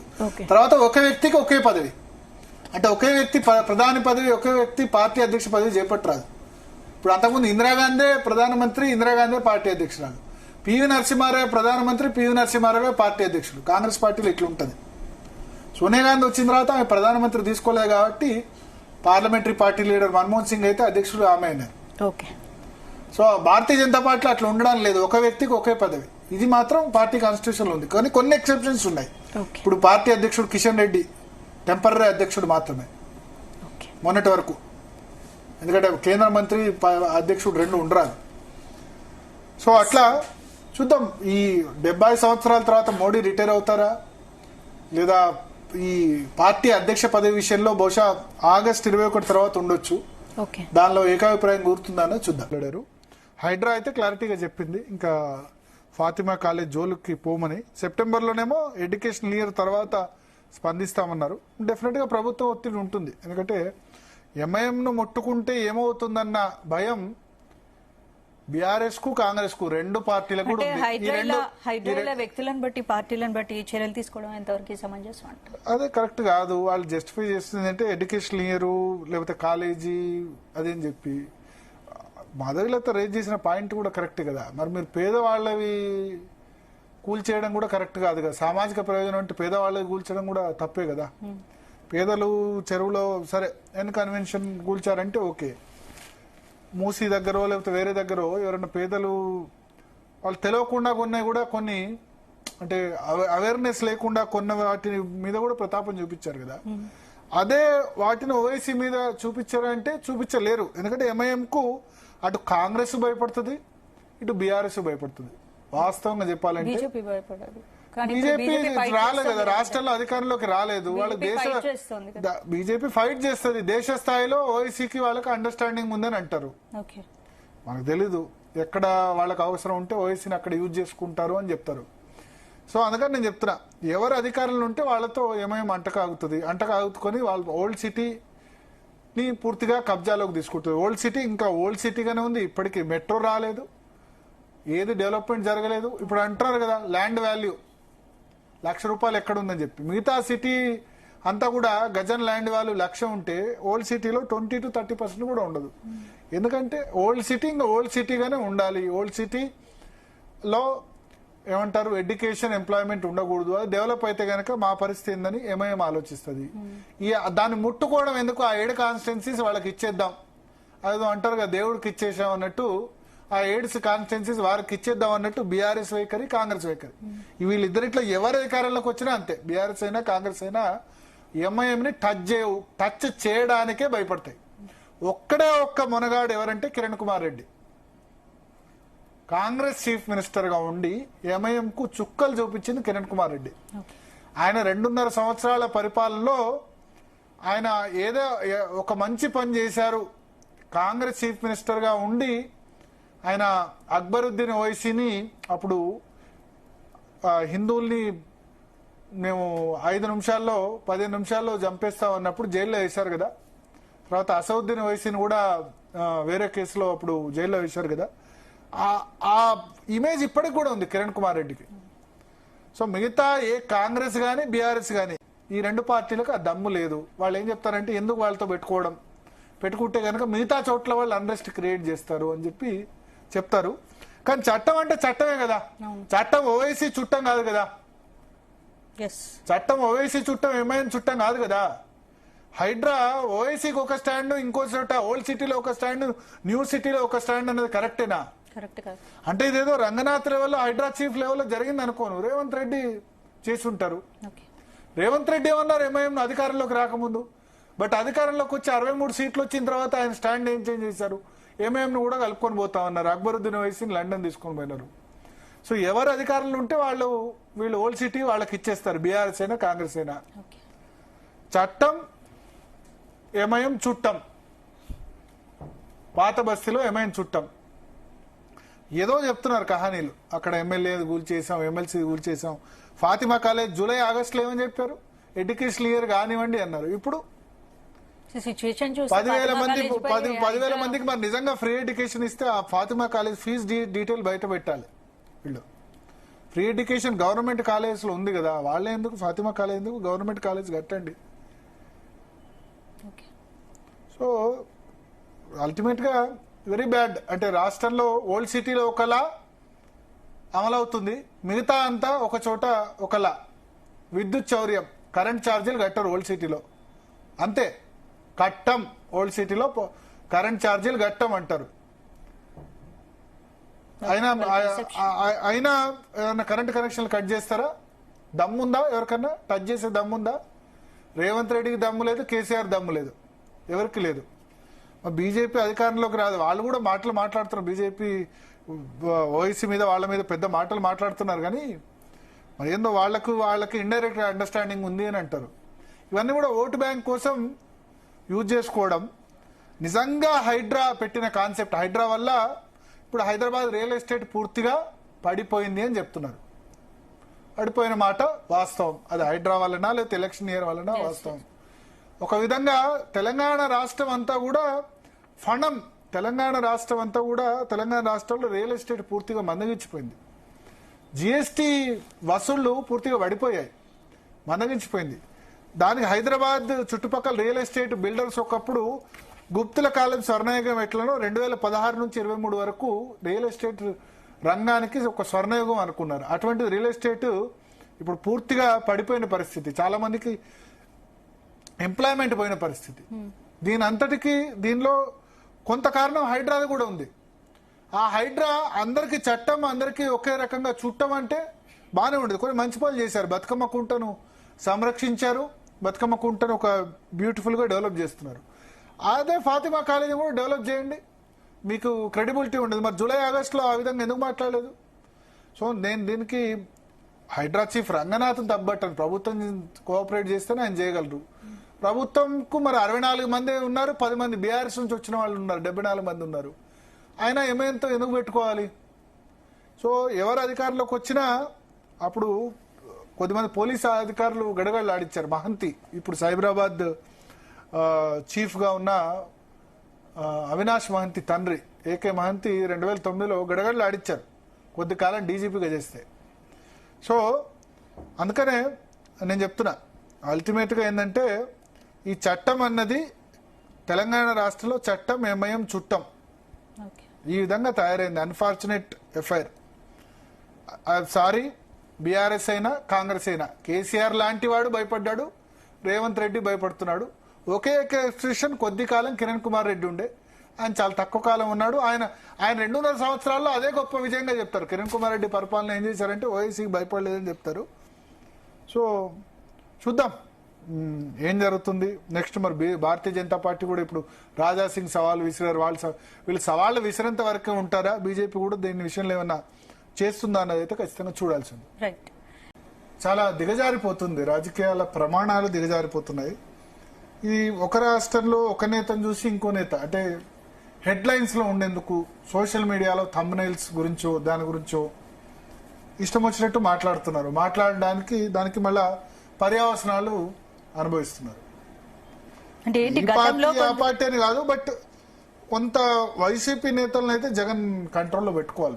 గతంలో కూడా వైసీపీ నేతలు ఇలా ఆడవాళ్ళపై అనుచిత వ్యాఖ్యలు చేయడం వల్ల ఎన్నికల్లో ఓటమి తిన్నారు. అయినా వాళ్ళ దాంట్లో మార్పు లేదు. నేనేమంటా అంటే అన్ని పార్టీ నేతలు కూడా ఇప్పుడు జగన్ ను పట్టాభి బాస్టర్డ్ అని మాట్లాడారు వర్డ్ కదా, చాలా తప్పు కదా మాట్లాడడం.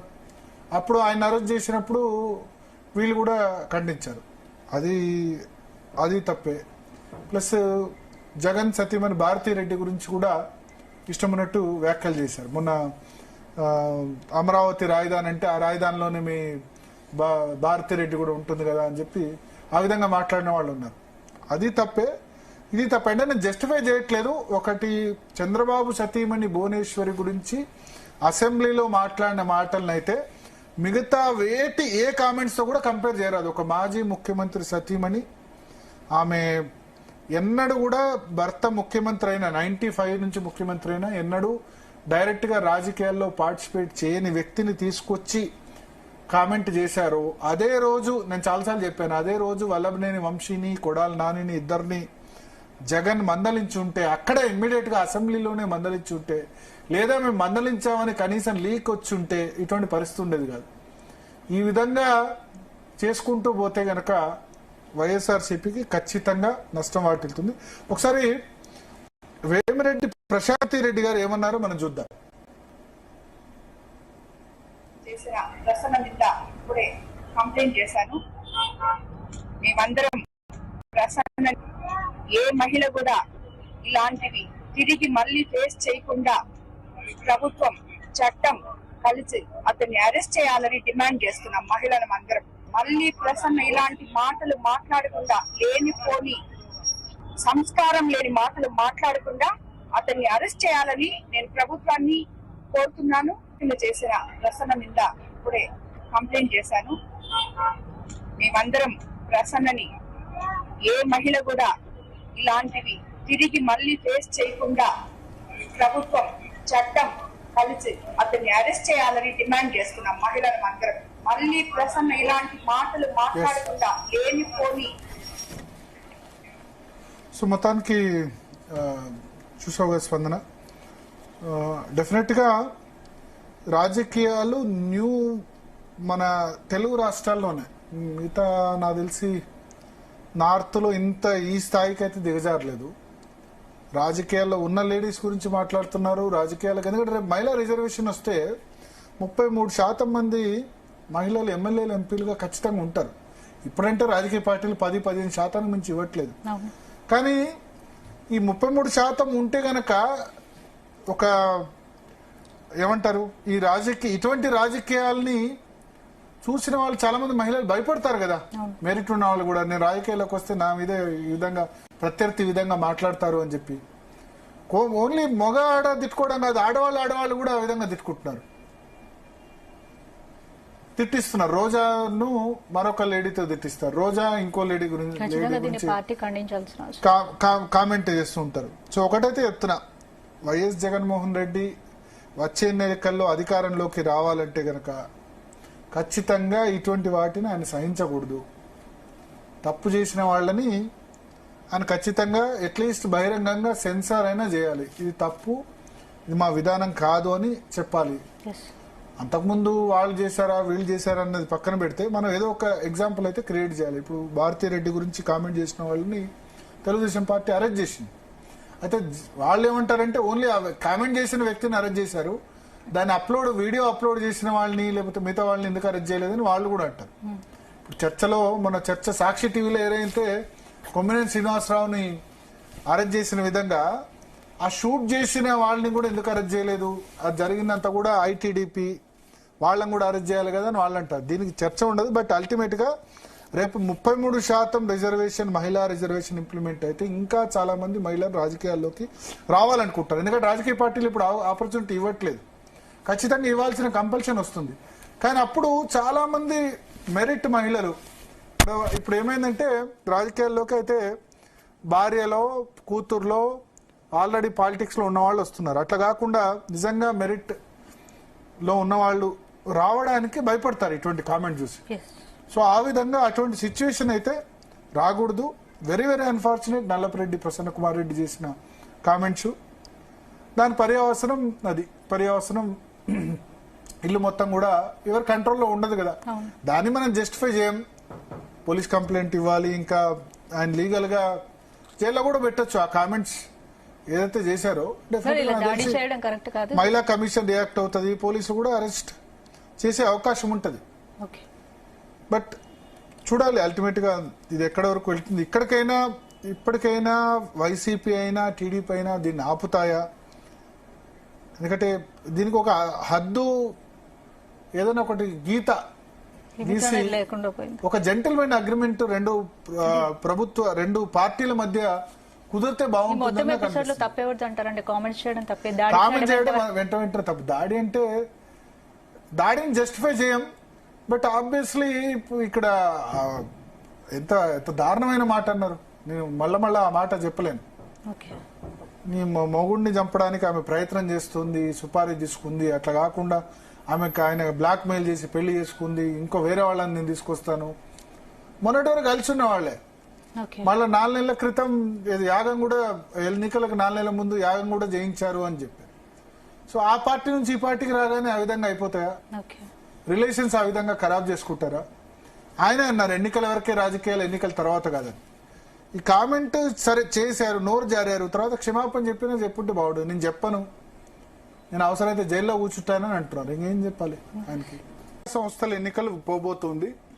బీసీలకు 42% రిజర్వేషన్స్ కల్పిస్తూ ఏదైతే కేంద్ర ప్రభుత్వానికి రాష్ట్రపతికి పంపించారో దానికి సంబంధించి ఇంకా కేంద్ర ప్రభుత్వం ఏమీ తేల్చలేదు. సో ఇప్పుడు డైరెక్ట్ గా ఎన్నికలకు వెళ్తే పాత రిజర్వేషన్స్ 23% బహుశా ఇంప్లిమెంట్ అని అనుకుంటున్నాను. 23-25% బీసీలకు రిజర్వేషన్స్ మాత్రమే వస్తాయి.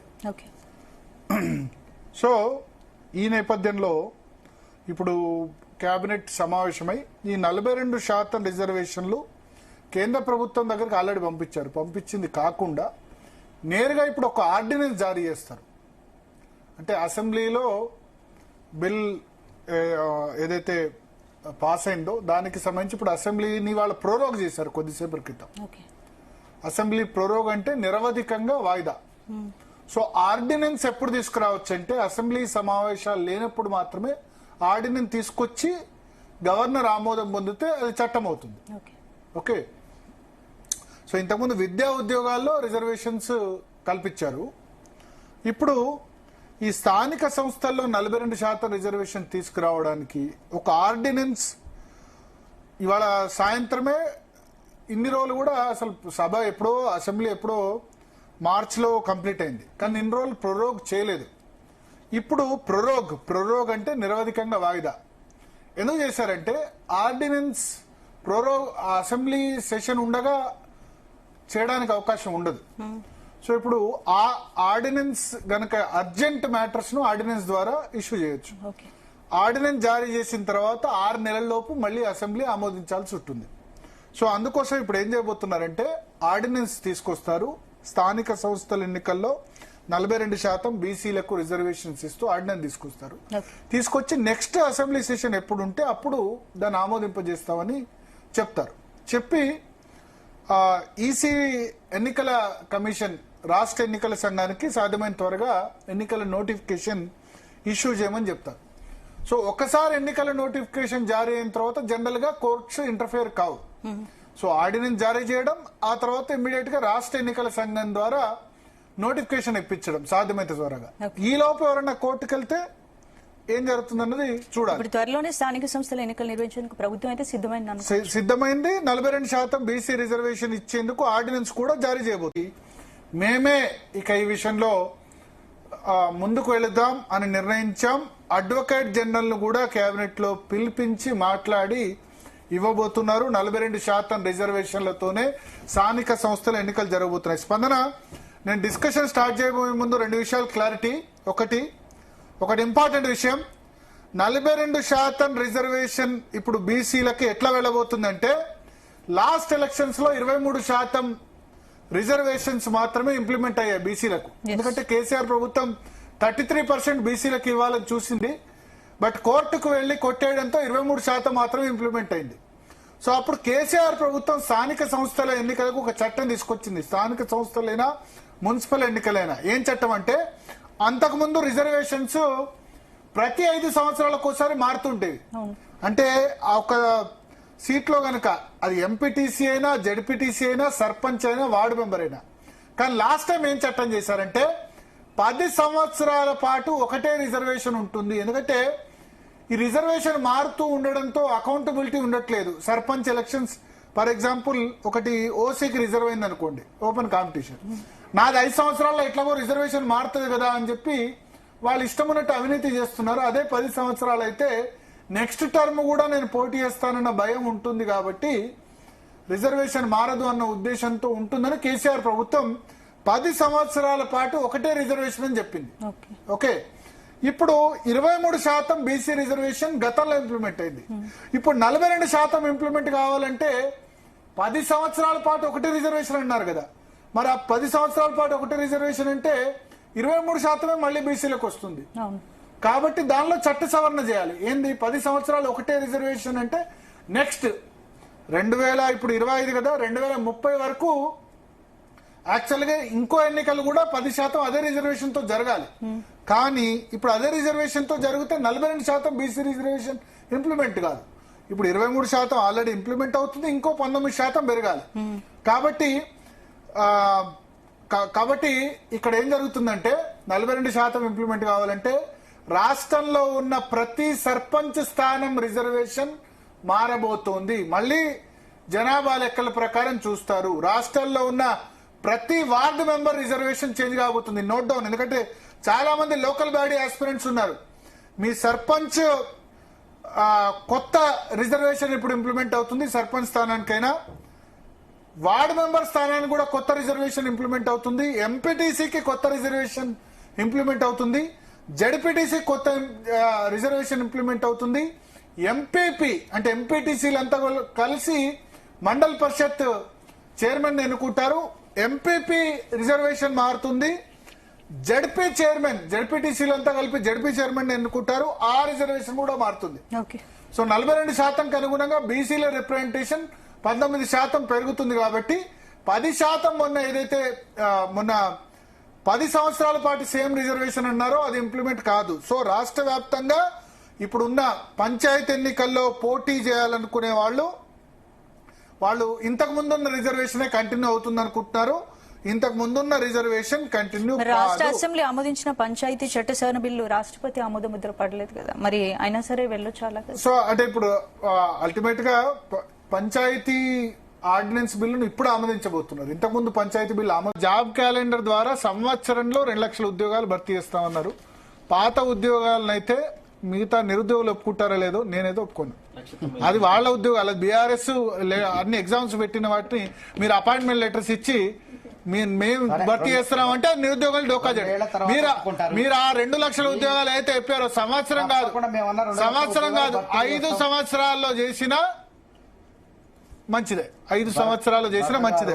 రెండోది, నిరుద్యోగులకు మీకు ఒక మెసేజ్, ఈ రాజకీయ పార్టీని నమ్మకండి. ప్రభుత్వ రంగంలో ఈ లక్షల సంఖ్యలో ఉద్యోగాల కల్పన ఇక సాధ్యం కాదు. అప్పుడు బతకలేని బడిపంతులు పరిస్థితి ఉండే కాబట్టి, జీతాలు తక్కువ ఉండే కాబట్టి సర్వశిక్ష అభియాన్ పేరుతో డిఎస్సి ఉద్యోగాలు చంద్రబాబు నాయుడు సమయంలో లక్షల సంఖ్యలో ఉన్నాయి. ఇప్పుడు ప్రభుత్వ బడులలో టీచర్లే లేరు. మెయిన్ ఉద్యోగాలు ఎక్కడ ఉంటాయి? పోలీసులు లేకపోతే టీచర్లు. పోలీసులు భర్తీ చేస్తారు, ఎందుకంటే కావాలి గవర్నెన్స్. మిమ్మల్ని అరెస్ట్ చేసేందుకైనా కావాలి కదా పోలీసులు, విద్యార్థులు ముట్టడి చేసేందుకైనా కావాలి కదా. సో పోలీసులు ఎంత ఉంటారు? మొత్తం 84,000 85,000 పోలీసులు ఉన్నారు. హోంగార్డ్ నుంచి కానిస్టేబుల్ నుంచి మొదలు పెడితే వాళ్ళు ఉన్నారు. అవి భర్తీ చేస్తారు. పోలీసులు అవుతాయి. టీచర్స్ కూడా చాలా తక్కువ. ఇక ముందు గురుకులాలు ఇవి ఉంటాయి, అవి కూడా చాలా తక్కువ. ఎందుకంటే ప్రైవేట్ పిల్లలకే స్కూల్ పోతున్నారు కాబట్టి లక్షల సంఖ్యలో కాకుండా ఈ వీళ్ళ మీద ప్రభుత్వం మీద నమ్మకం పెట్టుకోకుండా సెంట్రల్ గవర్నమెంట్ ఆర్ఆర్బి ఉంది. ఎందుకంటే తెలంగాణలో చాలా తక్కువ ఉంది. బ్యాంక్ రిక్రూట్మెంట్స్ ఉన్నాయి, రైల్వే ఉద్యోగాలు ఉన్నాయి. వీటికి కూడా ఎందుకంటే బీహార్ నుంచి యూపీ నుంచి ఎక్కువ మంది అవుతున్నారు, మన తెలుగు రాష్ట్రాల నుంచి తక్కువ ఉన్నారు కాబట్టి సెంట్రల్ గవర్నమెంట్ జాబ్స్ అన్ని గ్రూప్ 1 గ్రూప్ 2 అంటే చాలా తక్కువ ఉంటాయి. అది కాకుండా SSC staff selection commission, combined graduate level, combined మిగతా అన్ని కూడా అటువంటి ఉద్యోగాలు కూడా తెలంగాణ అభ్యర్థులు ప్రిపేర్ కావాల్సిన అవసరం ఉంది. వాటిలో కూడా చేసుకోవాల్సిన అవసరం ఉంది. ప్రైవేట్ రంగంలో సాఫ్ట్వేర్ ఒకటే కాదు, అందరూ సాఫ్ట్వేర్ ఇంజనీర్లు అయితే కాదు. సాఫ్ట్వేర్ కాకుండా మిగతా వాటిలో మనం మ్యానుఫ్యాక్చరింగ్ సెక్టార్లో చాలా ఉద్యోగాలు, ఎలక్ట్రానిక్స్లో చాలా ఉద్యోగాలు క్రియేట్ చేయొచ్చు. వాటిలో ప్రభుత్వాలు ఉద్యోగాలు క్రియేట్ చేసి మన నిరుద్యోగుల్ని కనుక ఆదుకుంటే బాగుంటుంది. ఎందుకంటే మెజారిటీ కూడా నార్మల్ డిగ్రీ ఉన్నవాళ్ళు ఉంటున్నారు కాబట్టి నాట్ ఓన్లీ బీటెక్. బీటెక్లో సివిల్ కానీ మెకానికల్ కానీ మిగతా బ్రాంచెస్ ఎలక్ట్రానిక్స్ కానీ వాళ్ళలో కూడా కొంత జాబ్స్ రాని పరిస్థితి ఉంది. వాళ్ళకి స్కిల్ డెవలప్మెంట్ చేసి వాళ్ళకి కూడా జాబ్స్ ఇప్పించాల్సిన బాధ్యత ప్రభుత్వానికి. Thank you. ఇది డిఎన్ఏలో నిరుద్యోగులకు సంబంధించిన టాపిక్. చిన్న బ్రేక్ తీసుకుందాం. బ్రేక్ తర్వాత ఇవాళ ఒకళ్ళు కాలర్ ఉన్నారు హన్మకొండ నుంచి. Yes Ashok garu hello. అశోక్ గారు చెప్పండి. మాట్లాడొచ్చా సార్? చెప్పండి. మాట్లాడొచ్చా? అవునండి మాట్లాడొచ్చు, చెప్పండి. సార్ భరత్ గారు, మీరంటే మాకు ఇష్టం, మీ డిబేట్ అంటే ఇష్టం. థ్యాంక్స్ అండి. మీరంటే మేము ప్రతి డిబేట్ చూస్తాం మేము. థ్యాంక్స్. ఒక్కసారి ప్యానెల్లో క్వశ్చన్ అడగండి. ఎస్, ఎందుకంటే సమయం తక్కువ. Thank you sir. భరత్ గారు చెప్పండి సార్. మీ డిబేట్ అంటే మాకు ఇష్టం. Thank you sir. చెప్పండి. క్వశ్చన్ ప్యానెల్లో ఉన్న వాళ్ళ క్వశ్చన్ అడగండి. ఇప్పుడు ప్యానెల్లో ఉండే బీజేపీ గురించి ఇట్లా వస్తాను, ఇప్పుడు ఏదో డిసప్పాయింట్ చేసినట్టు మాట్లాడతాను. కానీ సార్ అందరి గురించి ఏ డిబేట్ చేసినా కూడా, ఏ పార్టీ వచ్చినా కూడా వాళ్ళను తీవ్రంగా విమర్శించడం మాట్లాడి వాళ్ళ లోపలికి బయటికి నిజాలు రాబడతారు. భరత్ గారు అంటే మాకు మస్తు ఇష్టం. Thank you sir. మీరు బీజేపీ జరుగుతున్న పరిణామాల మీద మాట్లాడతారా? ఇప్పుడు జరుగుతున్న పరిణామాల మీద మాకు మాత్రం ఇప్పుడు సార్ మాట్లాడేది మొత్తం వింటానా? మీ అభిమానానికి కృతజ్ఞతలు. అసలు వాస్తవానికి బీజేపీ గురించి ఎదగడానికి చెప్తాను సారు. ఆ ప్యానల్ చర్చించే కూడా అందరూ మాట్లాడతారు. ఒక్కొక్కరిది ఒక్కొక్క అభిప్రాయము. కానీ మెయిన్ అభిప్రాయం మాత్రం బీజేపీ పార్టీ కంటే కార్యకర్తలు ఎదగాలని అయితే ఉందండి. నేను చూసా మిగతా వాళ్ళ సోషల్ స్టేటస్ చాలా మంది చూశాను. కార్యకర్తలు ఎదగాలి. బీఆర్ఎస్ కార్యకర్తలు ఎదిగారు, కాంగ్రెస్ కార్యకర్తలు ఎదిగారు, బీజేపీ కార్యకర్తలు ఎదగలేదు. అది నా బాధ. అది నాకు నాయకుల మీద, రాష్ట్ర నాయకుల మీద, జాతీయ నాయకుల మీద కోపం లేదు అంతే. బట్ ఓవరాల్ గా అందరు కలిసి అయితే కార్యకర్తల్ని ఎదగకుండా చేస్తున్నారు. అది మళ్ళీ 2028లో కూడా అదే జరిగితే మాత్రం ఇంకా కష్టం. ఎస్ సంగప్ప గారు.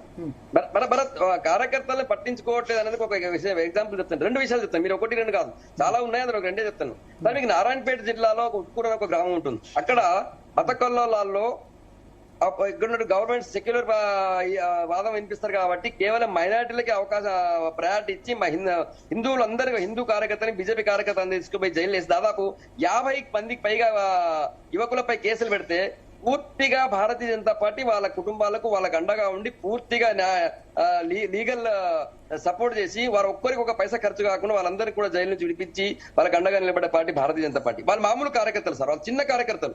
వారు ఒక్కరు కూడా నా పార్టీలో ఒక్క పోస్ట్ కూడా ఉన్నారు కాదు, బూత్ స్థాయి అధ్యక్షుడు కూడా కాదు, మామూలు కార్యకర్తలు. అట్లాంటి వాళ్ళకు కూడా అండగా నిలబడి ఎన్ని రోజులైనా సరే ఫైట్ చేసి వాళ్ళని సురక్షితంగా ఇంట్లో వదిలేసిన పార్టీ భారతీయ జనతా పార్టీ.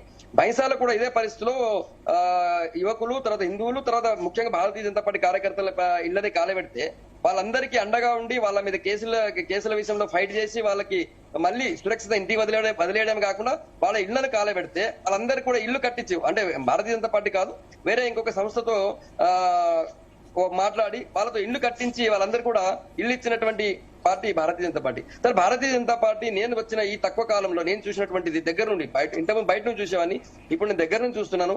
భారతీయ జనతా పార్టీలో కార్యకర్తకి ఏదైనా సమస్య వచ్చింది, కార్యకర్త ఇబ్బందులు అంటే ఖచ్చితంగా పార్టీ అండగా ఉంటుంది సార్. కాకపోతే మీరు అన్నట్టు అందులో అందరినీ సాటిస్ఫై చేయడం కాకపోతే ఒకరిద్దరు మిస్ అవుతుండొచ్చు, ఒకరిద్దరే మనం చెప్పడం కాదు, కానీ వీలైనంత వరకు వాళ్ళని. సంపత్ గారు కాలర్ సిద్ధంగా ఉన్నారు. సంపత్ గారు మీ ప్రశ్న అడగండి. సంపత్ గారు. హలో.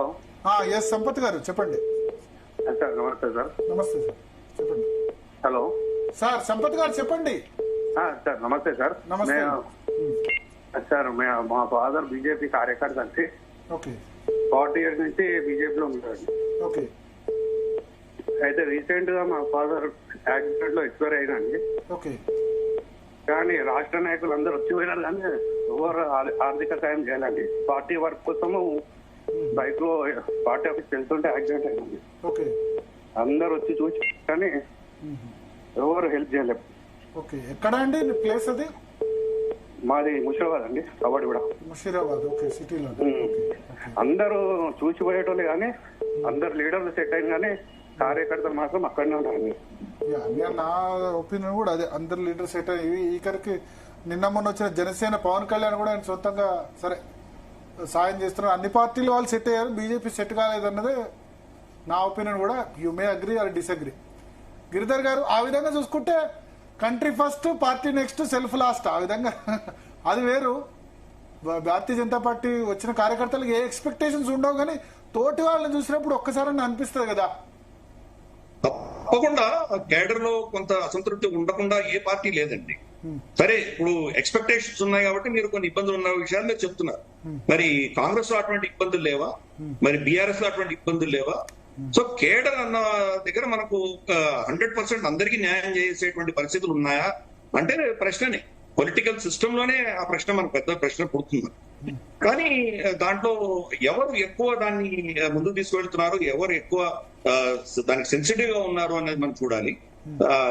పాలిటిక్స్ లో ఇవి తప్పవు, ఎందుకంటే పాలిటిక్స్ లో వచ్చేదే వాళ్ళ వ్యక్తిగతమైనటువంటి ఒక ఆకాంక్షతో చాలా మంది వస్తారు, వీలైనంత వరకు చేస్తారు. కానీ ఇది ఒక భారతీయ జనతా పార్టీలో ఒక కేసు పట్టి మనం దాన్ని భారతీయ జనతా మొత్తాన్ని మనం పెయింట్ చేయలేము. అన్ని పార్టీల్లో ఇబ్బందులు ఉన్నాయి. అలాగే మీరు చెప్పినటువంటి ధనం అన్నది ఈ రోజు ఎలక్షన్స్ చాలా విపరీతంగా ఉంది. మీరు బీజేపీ కార్యకర్తలు ఏం సంపాదించుకోలేదు అని పదే పదే మీరు చెప్తున్నారు. అంటే దాని ఉద్దేశం పదవులు డబ్బు గురించి ఆశించే వాళ్ళైతే చద్ది మూట కట్టుకొని పనిచేయరు సార్. వేరే బీఆర్ఎస్ కాంగ్రెస్ బీరు బిర్యానీ ప్యాకేజీలు రెడీ, ఎవరైనా ఇచ్చింది రెడీ. అదే దాని గొప్పతనం, భారతీయ జనతా పార్టీ గొప్పతనం అదే. వాళ్లకు సిద్ధాంతంతో వాళ్లకు పార్టీ యొక్క దాన్ని పనిచేయాలన్నటువంటి స్టేప్ అది. మిగతావన్నీ సెకండరీ వాడు. కాబట్టి ఈ పార్టీకి మిగతా పార్టీ కావాలి లేవు. మిగతా పార్టీలో వాడు ఏదో ఆశిస్తేనే అక్కడికి పార్టీలోకి వెళ్తున్నారు. వాళ్ళకి ఏదో బెల్లం ఒక్క పెట్టి క్యాడర్ ఉండరు, లీడర్స్ ఉండరు. మనం చూసాము చంద్రబాబు నాయుడు గారికి ఇంతమంది ఆంధ్రప్రదేశ్ లో ఇంతమంది నేతృత్వం వచ్చారు, ఒకప్పుడు అందరూ మన జగన్ గెలిచినప్పుడు అందరూ అటు వెళ్ళిపోయారు. మళ్ళీ జగన్ ఓడిపోయినప్పుడు అటు నుంచి మళ్ళీ తిరిగి వచ్చారు. కాబట్టి ఆ పార్టీలన్నీ కూడా సేమ్ బిఎస్ఎస్ కూడా అంతే అదే పరిస్థితి. భారతీయ జనతా పార్టీ అలా కాదు. మనకు అక్కడి నుంచి భారతీయ జనతా పార్టీ కేడర్ వెళ్ళిపోవడం అనేది చాలా తక్కువ. పరిగి నుంచి ఒక కాలర్ సిద్ధంగా ఉన్నారు. రమేష్ గారు చెప్పండి. సార్ భరత్ సార్ నమస్తే సార్. నమస్తే చెప్పండి సార్. మీరంటే మాకు చాలా ఇష్టం సార్. మీరు అడిగే క్వశ్చన్ చాలా హైలైట్ ఉంది సార్. నేను ఒక క్వశ్చన్ అడగాలనుకుంటున్నాను సార్. సార్ చెప్పండి సార్. ఏం లేదు సార్, ఇప్పుడు ఇందిరమ్మ ఇల్లు అనేది మన రాష్ట్రానికి మొత్తం ఇస్తారు కదా సార్ ఇల్లు. అయితే actually prime minister Awas Yojana కింద వస్తున్నాయి సార్ ఇల్లు. ఇక్కడ ఉన్నటువంటి కార్యకర్తలు మేము ఒక తాండా, అంటే నా చౌదరపల్లి పెద్ద తాండా నాది. మా తాండకు కనీసం మేము అడిగిన గిట్టంగా మాకు ఇక్కడ ఉన్నటువంటి నాయకులు కానీ ఏమి ఇందిరమ్మ ఇల్లు ఇవ్వండి సార్, మా తాండ నుంచి కొన్ని ఓట్లు పడ్డాయి మనకు, ఎంపీ ఓట్లు మనకు లేవు సార్. ఒక కార్యకర్తలు గట్టిగా ఉంటారు. మళ్ళా నేను ఒక నాతో పాటు ఉంటారు సార్ చాలా మంది. అవును సార్, అవును సార్. నేను బీజేపీ కార్యకర్త, కాంగ్రెస్ ఎమ్మెల్యే అనుకుంటా కదా పరిగి. అవును సార్, పరిగి కాన్స్టిట్యున్సీ ఇప్పుడు రామ్మోహన్ రెడ్డి సార్ ఎమ్మెల్యే. అయితే నేను అడిగే క్వశ్చన్ ఏంటి సార్ అంటే, ఆవాస్ యోజన కింద రాష్ట్రం మొత్తానికి ఇస్తుడు సార్ కాంగ్రెస్ వాళ్ళు. ఇక్కడ ఉన్నటువంటి బీజేపీ కార్యకర్తలకు ఒక్క ఇల్లు లేవు సార్. ఎట్లా బాగుపడతారు సార్? ఓకే మీ క్వశ్చన్. ఎస్, పరిగిలో ఉన్న ఇన్ఛార్జ్ ఎవరో ఐ డోంట్ నో, సంగప్ప గారు తెలుసు. వాళ్ళు తీసుకురావాలి, ఎందుకంటే ప్రధానమంత్రి Awas Yojana mostly central funded scheme. ఇక్కడ ఇందిరమ్మ ఇల్లు అని పేరు పెట్టినా ఎక్కువ కేంద్ర ప్రభుత్వమే కంట్రిబ్యూషన్ చేస్తుంది. దానికి సంబంధించి వాళ్ళు అక్కడ లోకల్ ఇట్లా చాలా చాలా అన్యాయాలు జరుగుతున్నాయి బీజేపీ కార్యకర్తలకి. శ్రీధర్ రెడ్డి గారు చెప్పండి. నేనేమంటున్నా అంటే, సరే every political party has its own ideology and space in the public. ఒక్కొక్కళ్ళ మోడస్ ఆపరాండి ఒకలాగా ఉంటుంది. ఒక వ్యవస్థను గ్లోరిఫై చేయడం కోసము ఇంకొక వ్యవస్థను పనిచేసే వాళ్ళను తక్కువ ఎక్కువ చూపించే అవసరం ఎవరికి ఉండకూడదనేది నా ఉద్దేశం తెలుస్తుంది. Because while participating here I work for 11 years in BJP. So ఇవాళ 5 years almost done BRS party, చాలా క్లోజ్ గా పనిచేస్తున్నాం. కాబట్టి నేను ఏమంటున్నా, అన్ని రకాల వ్యవస్థలలో అన్ని రకాల పద్ధతులు ఉంటాయి. రాజకీయ వ్యవస్థ సమకాలీన వ్యవస్థలు ఎట్లా నడుస్తుందో దాన్ని బట్టి కాంపిటేటివ్ గా ఉండాల్సిందే, ముందుకు పోవాల్సిందే. ఇక్కడ basically what you deliver for the public is most important. మన ఐడియాలజికల్ బేస్, మన కార్యాచరణ, కార్యపద్ధతి, ఆర్గనైజేషనల్ బిల్డింగ్, అవంతా fine, that's all there. That is one aspect of the one side of the coin. The other side of the coin is ultimately what are you building all that organisation. నువ్వు ఎందుకు ఒక సంస్థ, ఒక రాజకీయ పార్టీని ఎందుకు నిర్మిస్తున్నారు, ఏ స్వరూపంలో నిర్మిస్తున్నారు, దాని ఆబ్జెక్టివ్ ఏంటి, the ultimate outcome what exactly you want. అట్లాంటప్పుడు ఇప్పుడు బీఆర్ఎస్ స్వరూపం మీరు చూసినప్పుడు, తెలంగాణ కోసం ఆవిర్భవించిన తర్వాత, తెలంగాణ కోసం పోరాడిన తర్వాత, తెలంగాణలో ప్రభుత్వాన్ని ఏర్పాటు చేసిన తర్వాత, తెలంగాణ అభివృద్ధికి పనిచేసిన తర్వాత, ఒక 10 సంవత్సరాల తర్వాత ప్రతిపక్ష పాత్ర ఇస్తే అంతే సమర్థంగా ప్రతిపక్ష పాత్రను పోషిస్తున్నటువంటి ఒక సందర్భాన్ని అలా నేను గతంలో కూడా చెప్పాను. I have seen both systems. ఒక కేసీఆర్ గారు ఒక ఆలోచనతోటి బయటకు వస్తే, సమాజం స్పందిస్తే ఆ లక్ష్యం చేరడం అనేది ఒక ఆస్పెక్ట్ అయితే, రాజకీయ ప్రక్రియ ద్వారా కొన్ని వందల మంది ఎమ్మెల్యేలు అయినరు, ఎంపీలు అయినరు, జడ్పీ చైర్మన్ అయినరు, వేలాది మంది ఎంపీటీసీ. ఎప్పుడు బీజేపీలో జరుగుతుంది పాపం అనే, ఎందుకంటే ఇప్పుడు పంచాయతీ నుంచి పార్లమెంట్ వరకు నాయకత్వాన్ని సృష్టించినటువంటి ఒక ఘనత ఒక వ్యక్తిగా కేసీఆర్ గారు ఒక ఆలోచనతో ముందుకు వచ్చి దాని ఒక సిస్టమిక్ అప్రోచ్ లో ముందుకు తీసుకుపోతే, ఆ కాన్ఫిడెన్స్ లెవెల్స్ ని అంతే స్ట్రాంగ్ గా బిల్డ్ చేస్తే, ఆ కార్యాచరణని అంతే పట్టుదలతో ముందుకు తీసుకుపోతే, ఇవాళ లక్ష్య సాధన, ప్రభుత్వ నిర్మాణం, ప్రభుత్వ పరిపాలన, ఆ తర్వాత ప్రతిపక్ష పాత్ర, మళ్ళీ భవిష్యత్తులో బీఆర్ఎస్ పార్టీ ఆల్టర్నేటివ్ అన్నంత ఇవాళ భావన ప్రజల్లో రావడం. So ultimately if you are not chasing your objective of why you have built this organization, any building of organization has no use. దానికి ఆ మాడ్యులేషన్స్ మార్చుకోవాల్సి వస్తుంది, దాని యొక్క కార్యాచరణ పద్ధతిని మార్చుకోవాల్సి వస్తుంది, దాని యొక్క focus and intensity of work ని మార్చుకోవాల్సి వస్తుంది. Just by reciting many a times the same thing that you have been speaking for years together is not going to help. If people think that you are not focused. Ultimately ground లో ఉన్న ప్రజలు ఏం ఆలోచిస్తారండి?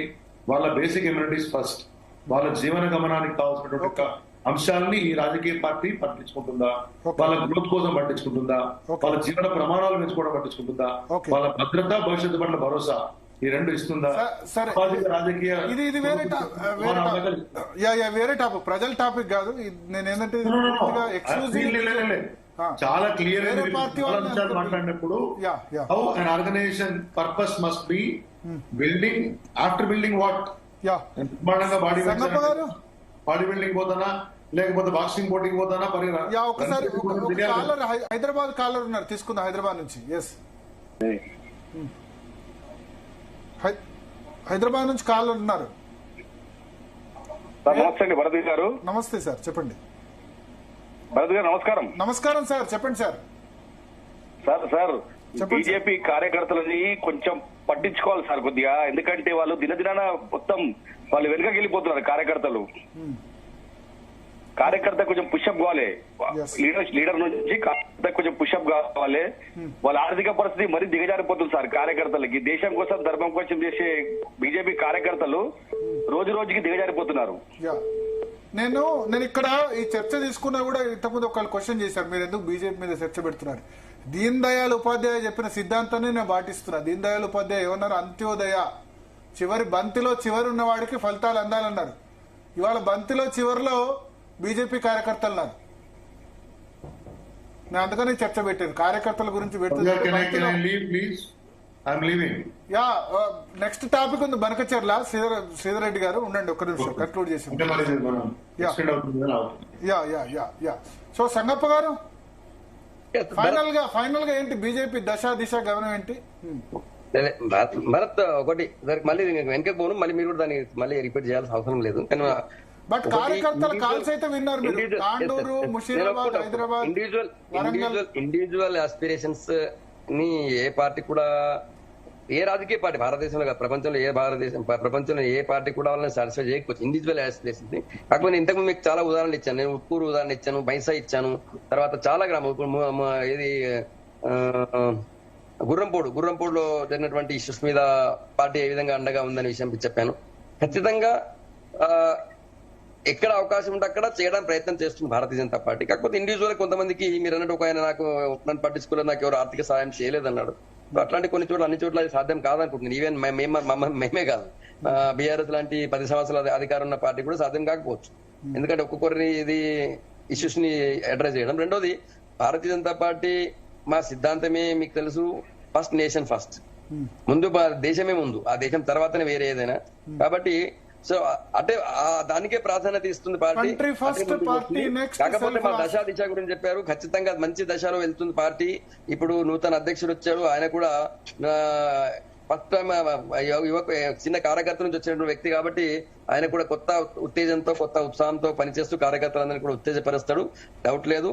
Party local bodies election కావచ్చు, next వచ్చే Jubilee hills కావచ్చు, ఇంకా ఏ election అయినా సరే ఖచ్చితంగా మంచిగా పర్ఫార్మ్ చేసి గెలవడానికి అవకాశం ఉంది. సికింద్రాబాద్ నుంచి ఒక కాల్ ఉన్నారు, ఫైనల్ గా తీసుకుని ఏం చేద్దాం చర్చ. చెప్పండి సార్. నమస్కారం సార్. నమస్కారం శివ గారు, చెప్పండి సార్. నేను శివ సార్. మా కుటుంబం అంతా బీజేపీ వీరాభిమానులం సార్. ఓకే. మా పెద్దన్న గారు వచ్చి అటల్ బిహారీ వాజ్పేయిని సీతాఫలం పిలిపించిన మహానుభావుడు. అటల్ బిహారీ వాజ్పేయి గారు మా ఇంటి మీదకి వచ్చి స్పీచ్ ఇచ్చారు. అప్పటి నుంచి మేము కార్యకర్తలం. అలాంటి మా పెద్దన్నకు ఇప్పుడు తినడానికి తిండి లేదు సార్. ఆ మహానుభావుడు పట్టాభినేతలు కూడా తిరిగారు. ఇప్పుడు తినడానికి తిండి లేదు సార్ సో అదే చాలా మంది ఈ విధంగా దీనస్థితిలో ఉన్నారు. అందుకనే దీన్ దయాళ్ ఉపాధ్యాయ అంత్యోదయ దాని గురించి చెప్పాను. సో మొత్తానికి థ్యాంక్ యూ సంగప్ప గారు, మీరు ఉండాలి. బనకచెర్ల చర్చ ఉంది. థ్యాంక్ యూ మామిడి గిరిధర్ గారు, కందాడే పార్థసారథి గారు. మొత్తానికి నా అభిప్రాయం ఒకటి, నా అభిప్రాయంతో ఏకీభవించకపోవచ్చు, మెజారిటీ బీజేపీ నేతలను తిట్టుకోవచ్చు, కానీ నా ఒపీనియన్ అయితే భారతీయ జనతా పార్టీ కార్యకర్తలు అంత్యోదయ ప్రకారం సిద్ధాంత ప్రకారం అత్యంత వెనుకబడి ఉన్నారు ఈ రాష్ట్రంలో. వాళ్ళు అది ఈ పార్టీ రావాలి ఆ పార్టీ అధికారం రావాలని మాకు జర్నలిస్టులకు ఏముండదు. కానీ ఒక తెలుగుదేశం వచ్చింది, చిన్నప్పుడు చూశాను గోడల మీద అధికారం, గోడల మీద రాతలు, ఎందరికో ఇచ్చారు అధికారం, మాకు ఒక్కసారి ఇవ్వండి అధికారం. కేంద్రంలో జరిగింది కానీ తెలంగాణలో జరగట్లేదు. అది మరి వికసిత్ భారత్ 2047 లేదా 2028? మొత్తానికి సరే, ఇప్పుడు రామచంద్రరావు గారిని అధ్యక్షులు చేశారు, ఆ నిర్ణయంలో ఎటువంటి మార్పు ఉండదు. బీజేపీ నేతలు అందరూ కలిసి కార్యకర్తల్ని బతికిచ్చి నిజంగానే 2025లో అధికారం తీసుకొచ్చే దిశగా ప్రయత్నిస్తారా లేదా అన్నది అయితే ఖచ్చితంగా చూడాలి. చిన్న బ్రేక్ తీసుకుందాం. బ్రేక్ తర్వాత బనకచర్ల ప్రాజెక్టు కేంద్ర ప్రభుత్వం అనుమతి నిరాకరించి